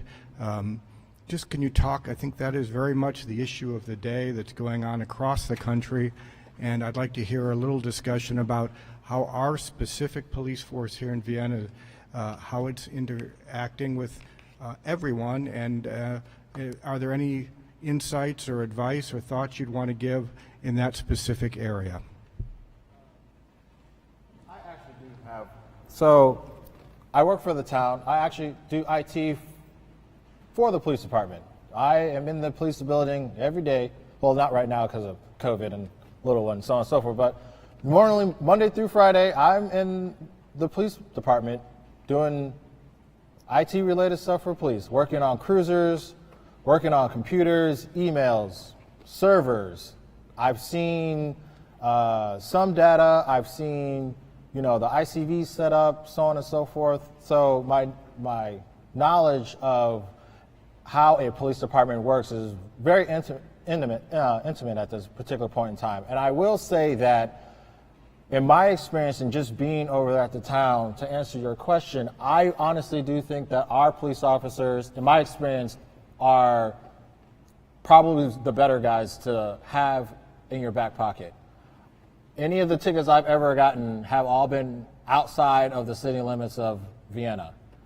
Being in the police department and talking with those guys, it's really, I feel like I have a very unique experience because a lot of people don't see officers as people. They see them as, I'm paying your salary because I pay taxes on whatever, or you guys work for me, so on and so forth. Those guys they're just guys. They're just guys or just females. The stories that they talk about, the things that they talk about, fantasy football, fantasy baseball, hockey, like normal things day in and day out. They rarely, and I'm not an officer, I'm just an IT guy, so I'm not out there making stops or anything like that. But when they come back into what I hear, the conversations in the police department are never usually about work, are always about home projects. Their children are doing this. They just did a barbecue for that. Todd Gurley is not running as well as he should be. Whatever it may be, related to almost everything besides law enforcement. And I think that needs to be needs to be talked to as well. I've had conversations with some of the lieutenants, and they share the same exact sentiments that many people do about what's going on in the country. And I feel that the reason why, or not the reason why, but I feel that part of the puzzle is that when you don't see them as human and you just see them as law enforcement, and you bundle law enforcement as they're messing up on their job, if you were any other job position doing what you're doing, you get fired. Yeah, that's definitely true. Vienna is probably one of the better places that actually reinforces that. And so I was just thinking about this on my way over here. I worked in the town for 7 years, and I did normal IT stuff for Town Hall and Nutley and all the rest of those places. So, and I didn't really interact with the police. So if you were to ask me now if I would work solely at the police department, I'd probably be a little bit hesitant. But it's the same thing that we were kind of saying before. It's don't judge them by what they do, judge them by their character. It really does go hand in hand for both sides. Those guys I know have my back if I should run into a jam. I have like 6 people to call if I should get pulled over outside of Fairfax County. I'll just follow up with that a little bit and say that, been here 9 years. I've coached baseball. My girls do gymnastics and all, so we're out in the community. And a lot of times I try not to let people know what I do. I just want to experience the life that we have instead of, oh, he's town manager, so we're going to treat him differently or whatever, or his children. And so I would say that when you go to Viva Vienna, you go to different events, police officers are always around in Vienna. And so I can say, generally speaking, with the black kids I've coached, their families, I talk to their parents, there's not really been instances in which there have been a lot of complaints about how they've been dealt with by police officers. And I can say that when I go to events here, our family goes to events, you don't really see a lot of, friction or altercations that happen with police officers and our residents. Now, I will say this, though, to kind of go to the heart of your question, because part of the reason why we're having this conversation is because of a national narrative, because of videos that come out.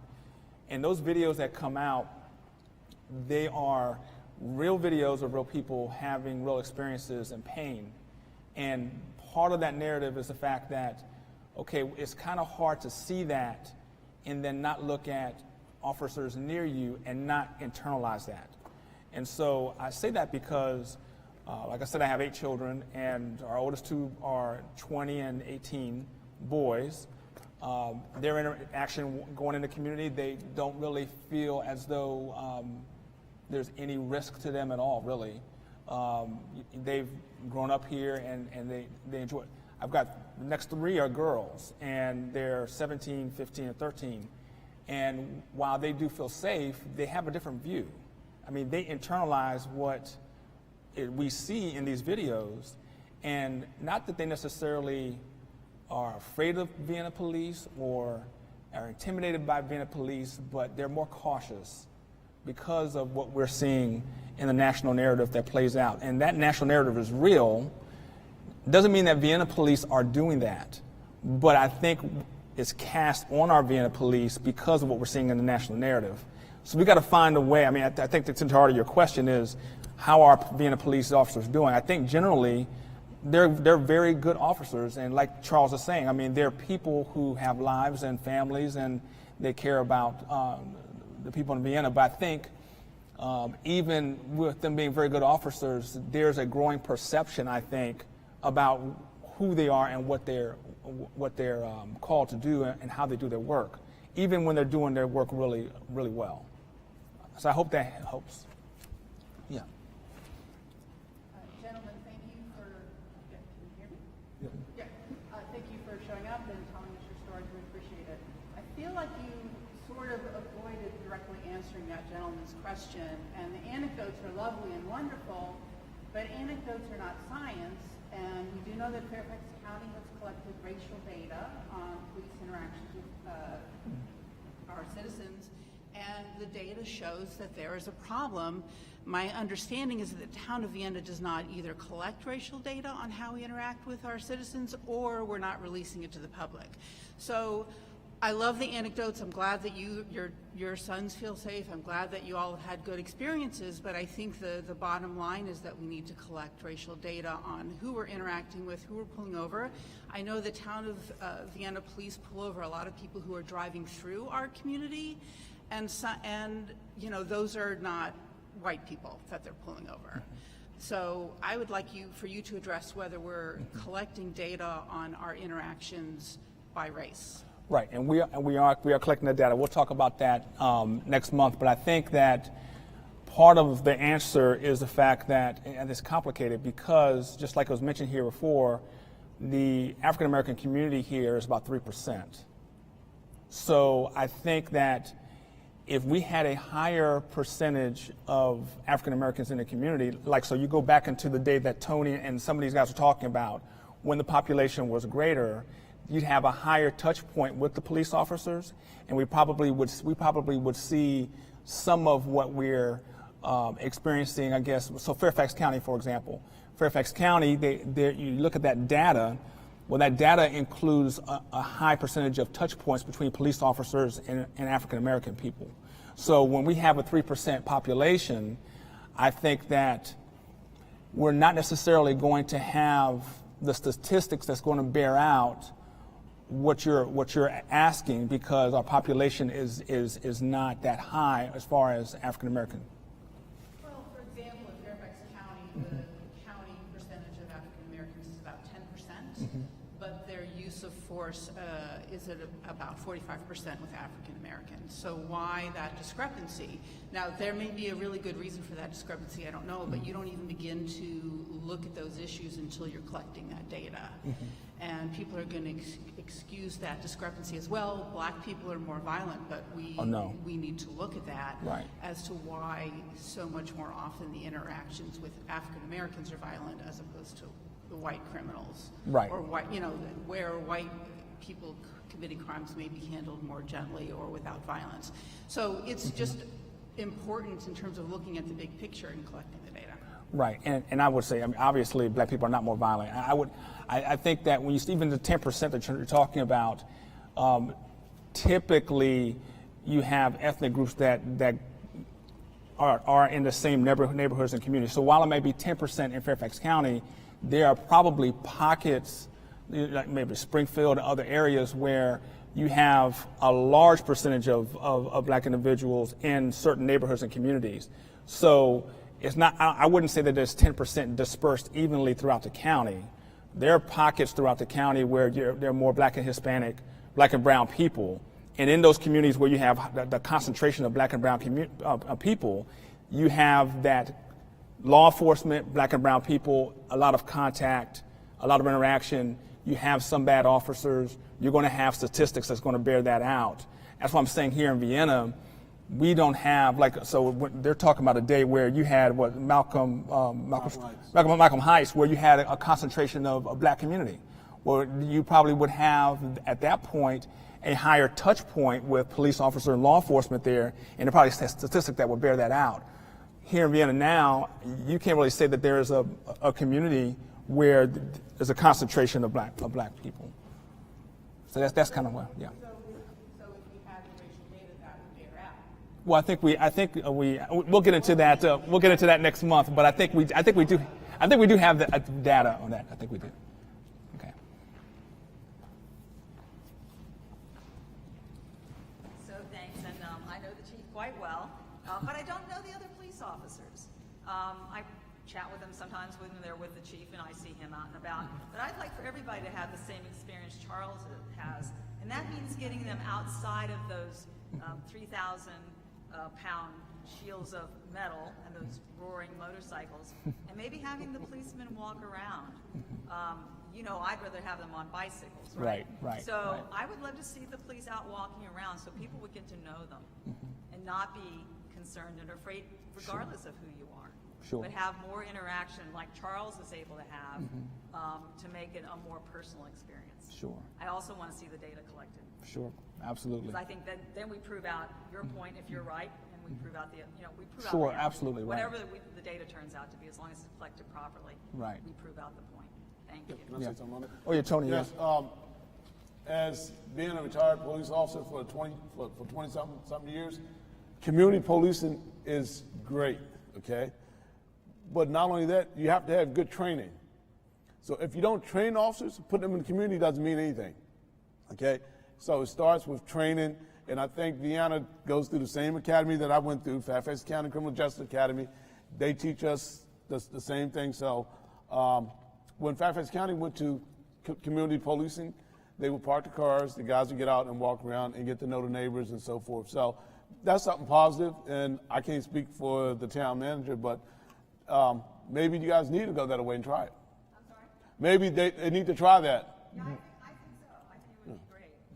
Every time I've ever called, which have been not very many times, and a diesel truck parked out in front of my house for half an hour or something like that, not about. And I also think we ask a lot of the police. We ask them to do a lot of things that really might not properly fall under the category of policing. But I will tell you, Vienna was doing community policing back in the 70s because some of the police officers was football coaches. In order to get good kids, you had to go into the community.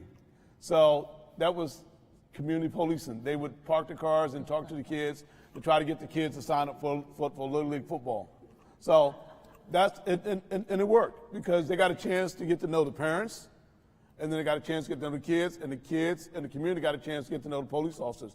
Because the one that used to come in our neighborhood, we're talking almost 50-something years ago, I still remember their names. And we had good experience with those guys. So. Well, you're a good advertisement for what I'm asking for. Thank you. I have friends that are immunosuppressed, so I feel okay if I talk from here. Okay. But I want to thank all the panelists and all the audience members. I want to thank all the panelists and audience members who shared their experiences with us all. Even if you weren't called to do so, I think it's a very powerful experience for us all. And I want to ask you, Mr. Thomas, who's the only non-town employee here, and you, Mr. Lewis, who's the only who's the youngest member here. What do you think the town has done action-wise to uphold your value and the life that your value inherently has? And what is your vision for the ideal town of Vienna of the future?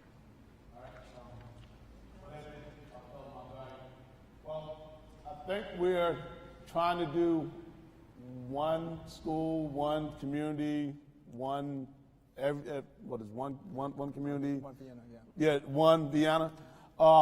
We lost that because there were so many transitions coming through Vienna, but now I think people are coming here and staying longer, so we're getting back to the old school of a big community. People are beginning to know one another, and when you do that, you kind of lift the values up of the town, and I can see that coming back. I think the biggest thing for me is creating the opportunity to be in the space that is Vienna. Like I mentioned before, to answer that woman's question, it's really hard to live in Vienna if you don't make a certain amount of money, and if you don't get a certain amount of money to be inside the town. So I'm a person who is here because my parents worked really, really hard and got in just when the market was good enough to be here. So yes, they're reaping the benefits of being here for so long, but me as their son, I can't live in Vienna because I don't make that much money. And I'm well educated. I take certifications left and right. I never get in trouble.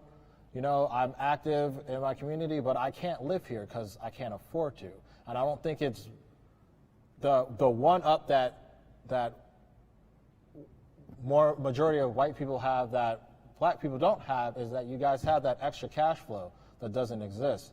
So if Vienna is able to make a way where, and I'm not even speaking just for black people, but for people who are in my position who want to live where they grew up, if there's a space for me to actually live here without having to live in the rinky-dink, worn down apartment complexes and so on and so forth. I can live in a nice apartment or buy a nice condo or a nice townhome that's not $900,000.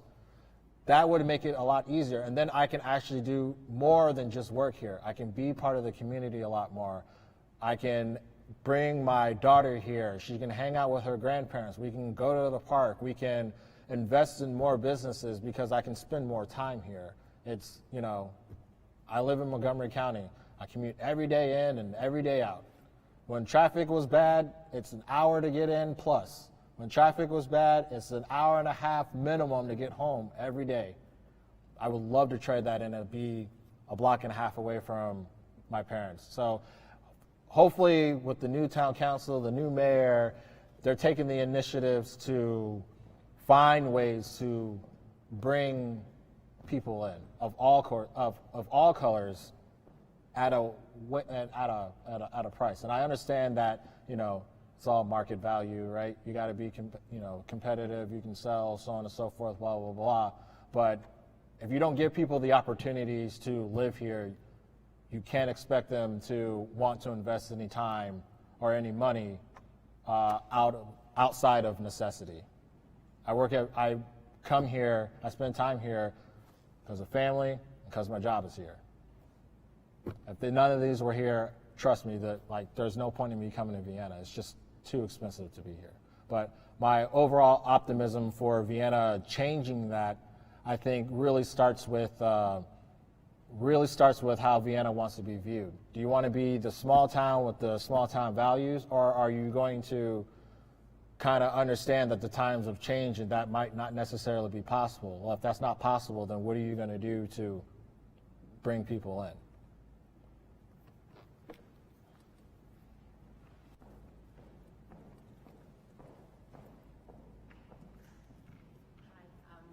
Thank you so much for sharing your experiences and to everybody who's here today.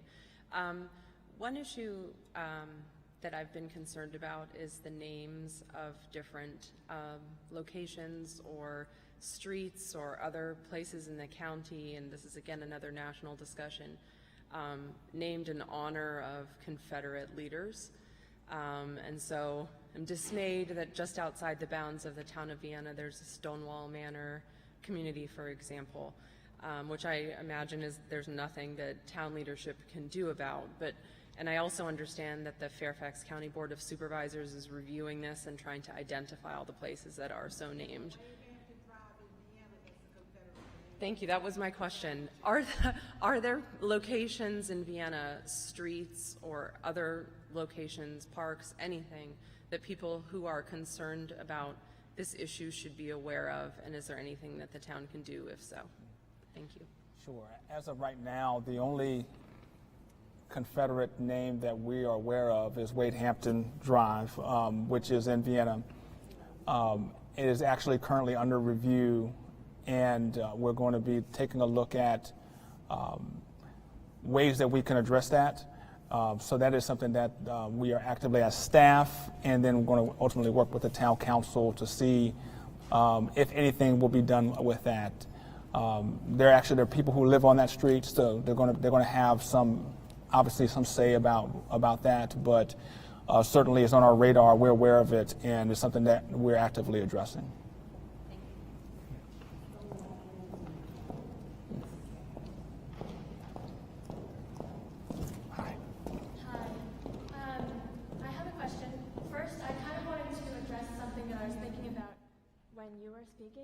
About moving to Vienna. I moved here when I was in middle school, and I went to Thoreau. I'm going to be bluntly honest, I was very unhappy, and I think that's partly just because, moving in middle school. But I was thinking about how I met people, how I found my community, and it really was my friends at school initially, My family's not involved in a church, and if you move to Vienna and you're not religious, that's another thing. But I was thinking about how right now with COVID and staying in and making it so much harder to meet other people who are like-minded, I really feel for your experience, and you guys should get each other's numbers or make a Facebook group. I don't know, but I was thinking about that as you were speaking. And originally, my question was going to be, do you think Vienna residents believe you when you say there's racism in our community? Do they believe that it was in the past? Do they believe that it is now as well? But I think from my own experience, I honestly believe Vienna residents don't exactly believe that. I think this is also partly a Northern Virginia mentality. We think, oh, the rest of Virginia has these issues. The rest of Virginia is more racist, and we don't have this here. And I was thinking, hearing stories from other people here, is there someone documenting the stories of Black families and that heritage? I see the signs on the bike path about the W&OD Railroad, but I don't see the stories of previous generations that have been here for hundreds of years. I went to Madison and I never knew that it was the last school to be integrated. They should be telling that to us the minute we walk through the door and when we graduate. So is something happening to document this, to record their voices and really raise them up in our schools? And what are your thoughts on that? Sure. Go ahead. The Freeman House right down here has a, if you go upstairs, they actually started a little section that talks about the African Americans in Vienna. They went around and talked to a lot of the family members. They got some information put together. So that's a start. We have to start somewhere. So it's upstairs in the corner, but it's a start. Okay, hopefully we can bring it out and make it bigger. So yes, there are people that are documenting things and sharing it. First Baptist Church has a lot of history because it was the first church in Vienna. And actually, it's a little book that says, We Are Vienna. It's a black and white book. It has a couple of pages in there about the African Americans in the town of Vienna. I'm not going to say all of it. It's there. I definitely feel that from my time being here, being in here, I think that was one of the issues that we had for Madison in general. I remember very vividly my dad writing a letter to the principal, Mark Merrill, because my dad asked me a question about a picture that's hanging up on our wall, and I couldn't identify who that person was. And my dad was furious. It was not a great moment because my dad's a big guy. But it really shined light on the fact that I still have to do my part to challenge things that I see and challenge things that I know are going on. And I feel that it takes an individual effort as well as a town effort. It takes a town to nurture that, but it takes the individual effort to kind of start planting those seeds. That principal got a very strongly worded letter, and the principal came directly to me to talk to me about what I was learning in history class and asked me to do a small assignment for him just so he can gauge if things needed to change. I don't really know what happened to that because it happened junior year and senior year was just senior year. But, that one little seed was enough to start pushing things forward. And it's nice to know that they have that in the Freeman store. Even though it's small, it's a seed that's small, but the opportunity there, I think, especially with Mercury, those are ideas that I think the town needs to hear, and I think it needs to come from citizens and not just black employees that are here. And the town, you guys are the constituents they're going to do, the town council are going to put things in motion that appeal to you. So, you know, sending an email to Mercury, I know he's very good at answering emails. I think that's definitely a great way to move things forward. And I do know that they try really hard to make those kind of initiatives a little bit more prominent. So.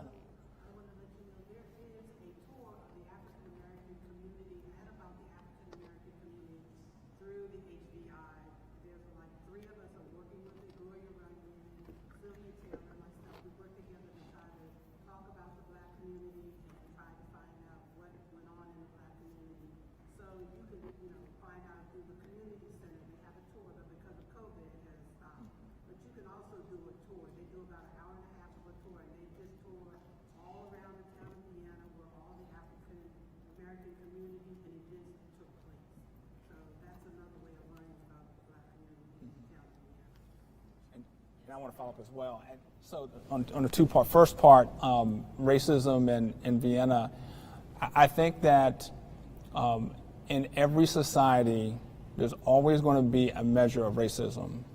I think that what we need to focus on is making sure that that is diminished as much as possible, and be ready and willing to address it and address it head on when we see it.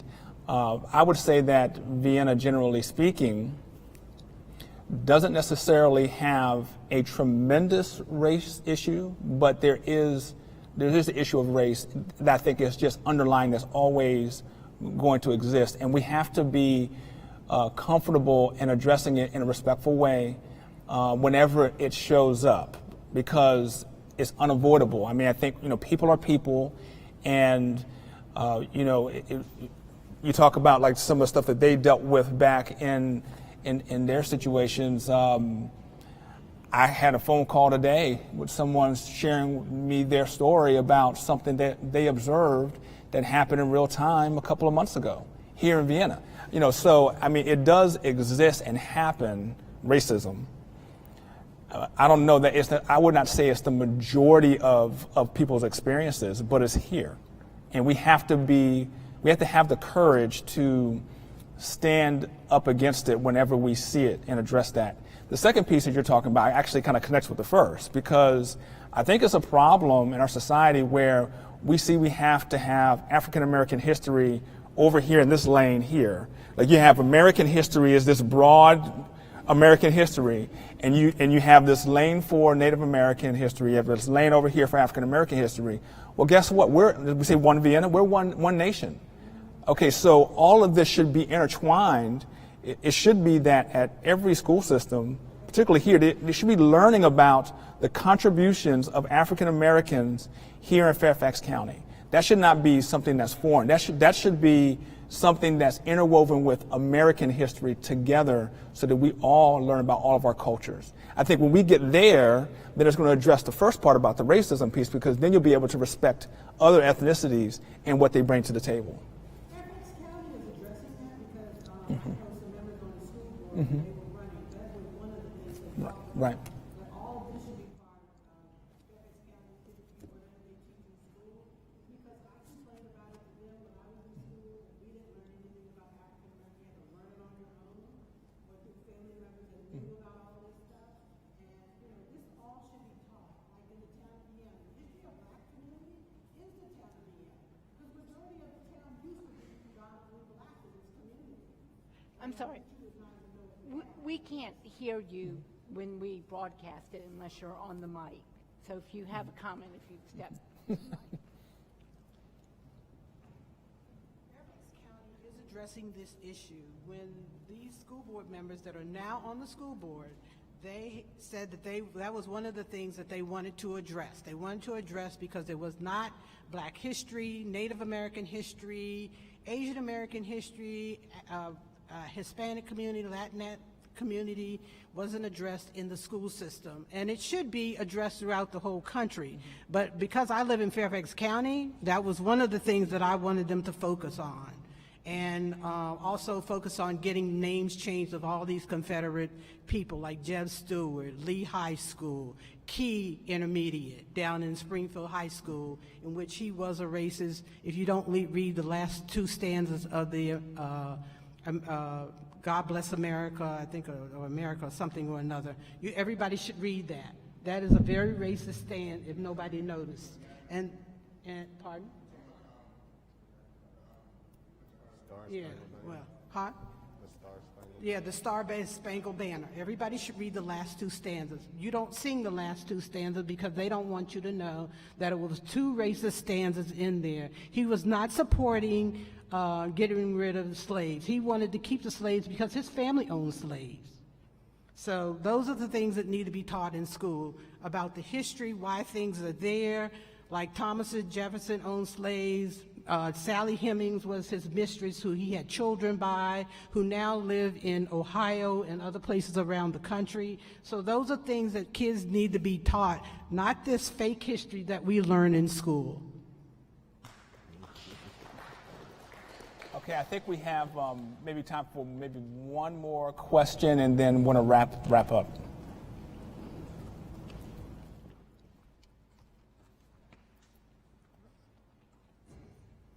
Two comments, two quick questions. Thank you. First comment. Second comment, I'm not sure everyone knows the role that Orrin Hine played in Vienna. He was here during the Civil War as part of New York Engineering Battalion. He bought up a bunch of land. He became our first mayor in the town of Vienna. But he was sent down to Richmond during Reconstruction, and he proposed that the African Americans and others go to the same school. And they said, "You're ahead of your time." That was our first mayor.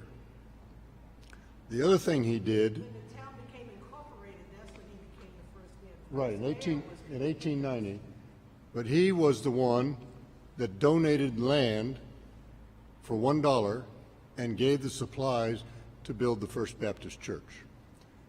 He was a man for all seasons, and I submit that just maybe in our DNA, we're trying to do better. Two questions. The first question is the gentleman, the 28-year-old, that's sort of struggling to get his footing here in town. Do you have a mentoring program where you take someone that's younger than you and said, you know, I've been there, here's how you can cope with that? Second question. When you had the difficulties you experienced, was it your family or your faith or something else that brought you through? Oh, go ahead, John. Number one, to answer your first question, do we have a mentoring program to take someone like a 28-year-old back there and guide them through coming into the community as a black person? I don't know, but I don't think so. I don't want to guide anybody into a community as a black person. I want to guide them in to a community that they feel comfortable in as a person. All right? I feel that to have to sit here and think of having to call out a black person. There's a man that has a need. He wants to get in to a community. Now, a mentoring program to get that man into the community, yes, I think we need that very badly. There's a lot of us that need that. The second part of your question is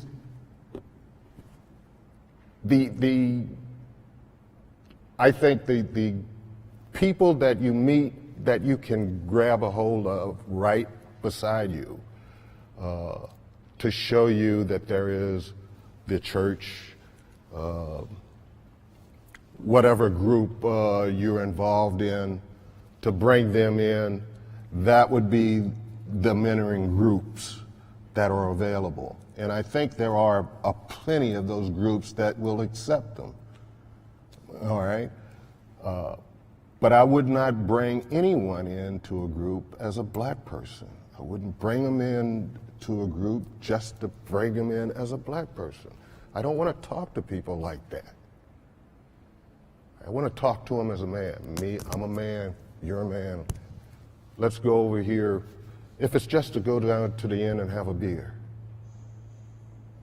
to be a friend for a minute, all right? That's the way, that's the thought pattern I keep. And I'm sure there's a million other ways and different mentoring programs, if you want to call it that, that are out there, and the way they think. But I just wanted to put that in. I would say for your second question, I think it really comes down to, it really does come down to your close group of friends and family. I think that I'm definitely the person that I am because of the way that I was raised. There's no question about that. And when you start to understand who you are as a person, it makes it a lot easier to sift out things that don't align with your values, that don't align with how you feel inside when it comes to other types of people. So the answer to your second question for me is definitely family. Definitely family and definitely friends, because those are the people who have shaped me in all their experiences to be the person that I am today. And because of the person I am today is the reason why I'm here. It's because I want to be able to allow people or share with people and help bring people along to, the world as I see it. I don't see white people, I don't see black people, I just see people. I mean, yes, you see white people and you see black people because that's just the nature of being human. But I'm not sitting out there saying like, he's a black guy, we probably have, we only have something in common because he's black. Or I'm not here saying that the only reason why I have something in common with the people in this room is because I'm from Vienna. Like, that's not how I see it. I might have something in common with you because you like architecture and I'm curious and I like to build things. Or I might have something in common with you because you happen to listen to that one classical music album that I just randomly heard in a restaurant that I Shazam for some reason. Like, the small things like that. But having the conversation, circling back to having conversations with people, being open and not being afraid to reach across and with some type of ulterior motive in your mind is the only way that this is really going to get better. You have to understand the person, you have to appreciate the person for who they are. And I think your family is what really helps set that up for you. It might be a little bit more so in one family versus another family, but we all start out as children. Our best examples are our parents and our siblings. I would say for me that the second part of that question is faith and family intertwined. And I would say that my family was the one that encouraged me to pursue education to the point in which I would have more doors open to me than I otherwise would have, so that I would have more options to be able to be well functioning in this society. So my family, encouraged me. And in hard moments, my dad was there, my mom was there, my wife was there, in hard moments. But I would also say my faith, absolutely. And I can talk in more detail about that later offline, but my faith was and is absolutely key to keeping my sanity when, there's so much going on in this world that just is out of control from a lot of different vantage points. My faith keeps me anchored, and in those hard moments is what I relied on to continue and to have hope. If anyone knows me, I'm a glass half full person, and a lot of that is because of my faith. Your family and faith, it goes together. Being African American or black, whatever, your family will always be there, but your faith, you have to believe in something. And as a young man, they taught us to believe in God or whatever you believe in, the higher powers. But that's how we made it through. Faith and family. You cannot live without it. Yes, I would say the same. Having the belief that we have gets us to a lot of the. I mean, sometimes you think, oh man, this is terrible. But hey, when you have faith, we'll always know it's going to work out in the end. So, and as Mr. Williams has said over here, being here in the town, we've seen a lot of changes that I've spoke about several times now, but in the climate that we're in today, I'm not saying I wish things that happened the way that they happened, but if it came through, let's say, what would you say, Mr. Wynn, probably 10 years ago, it'd probably be a lot more diversity in the town of Vienna. Because, as he said, it just got priced out. It might have been priced out. And a few of us that are lucky enough to still be around to be able to tell the story. But other than that, hey, we keep faith, and that way we stay strong. Well, I think we're at our time now. I want to thank first the town council. And the reason why I want to thank the town council is because, first, they gave me an opportunity to have this job and to have this conversation here at this point. The council has never treated me like a black town manager. The council treated me like a town manager, and given me the opportunity to lead this staff and this community in a way that gives me an opportunity to excel and have the community be successful. And John Schoberlein before me and the councils before them. And so the council has given me the opportunity to be vulnerable in front of you. I mean, sharing these things are not comfortable.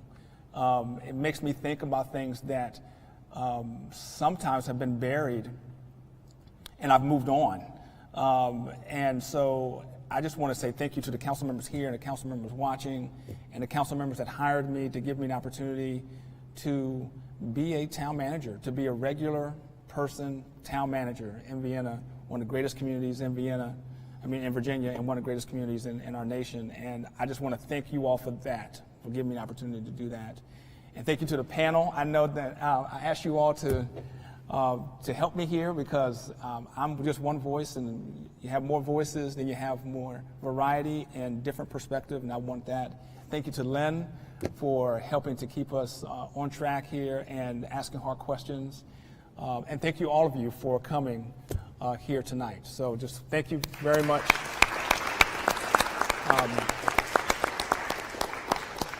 So next month will be August 11th. It'll be me and the chief and maybe a few of our friends to talk about use of force and what that means in the black community and all that kind of stuff.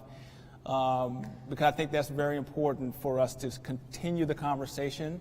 Now that we've laid a different context for this evening, it'll help us for, I think, our conversation in August. So thank you very much. Have a good evening.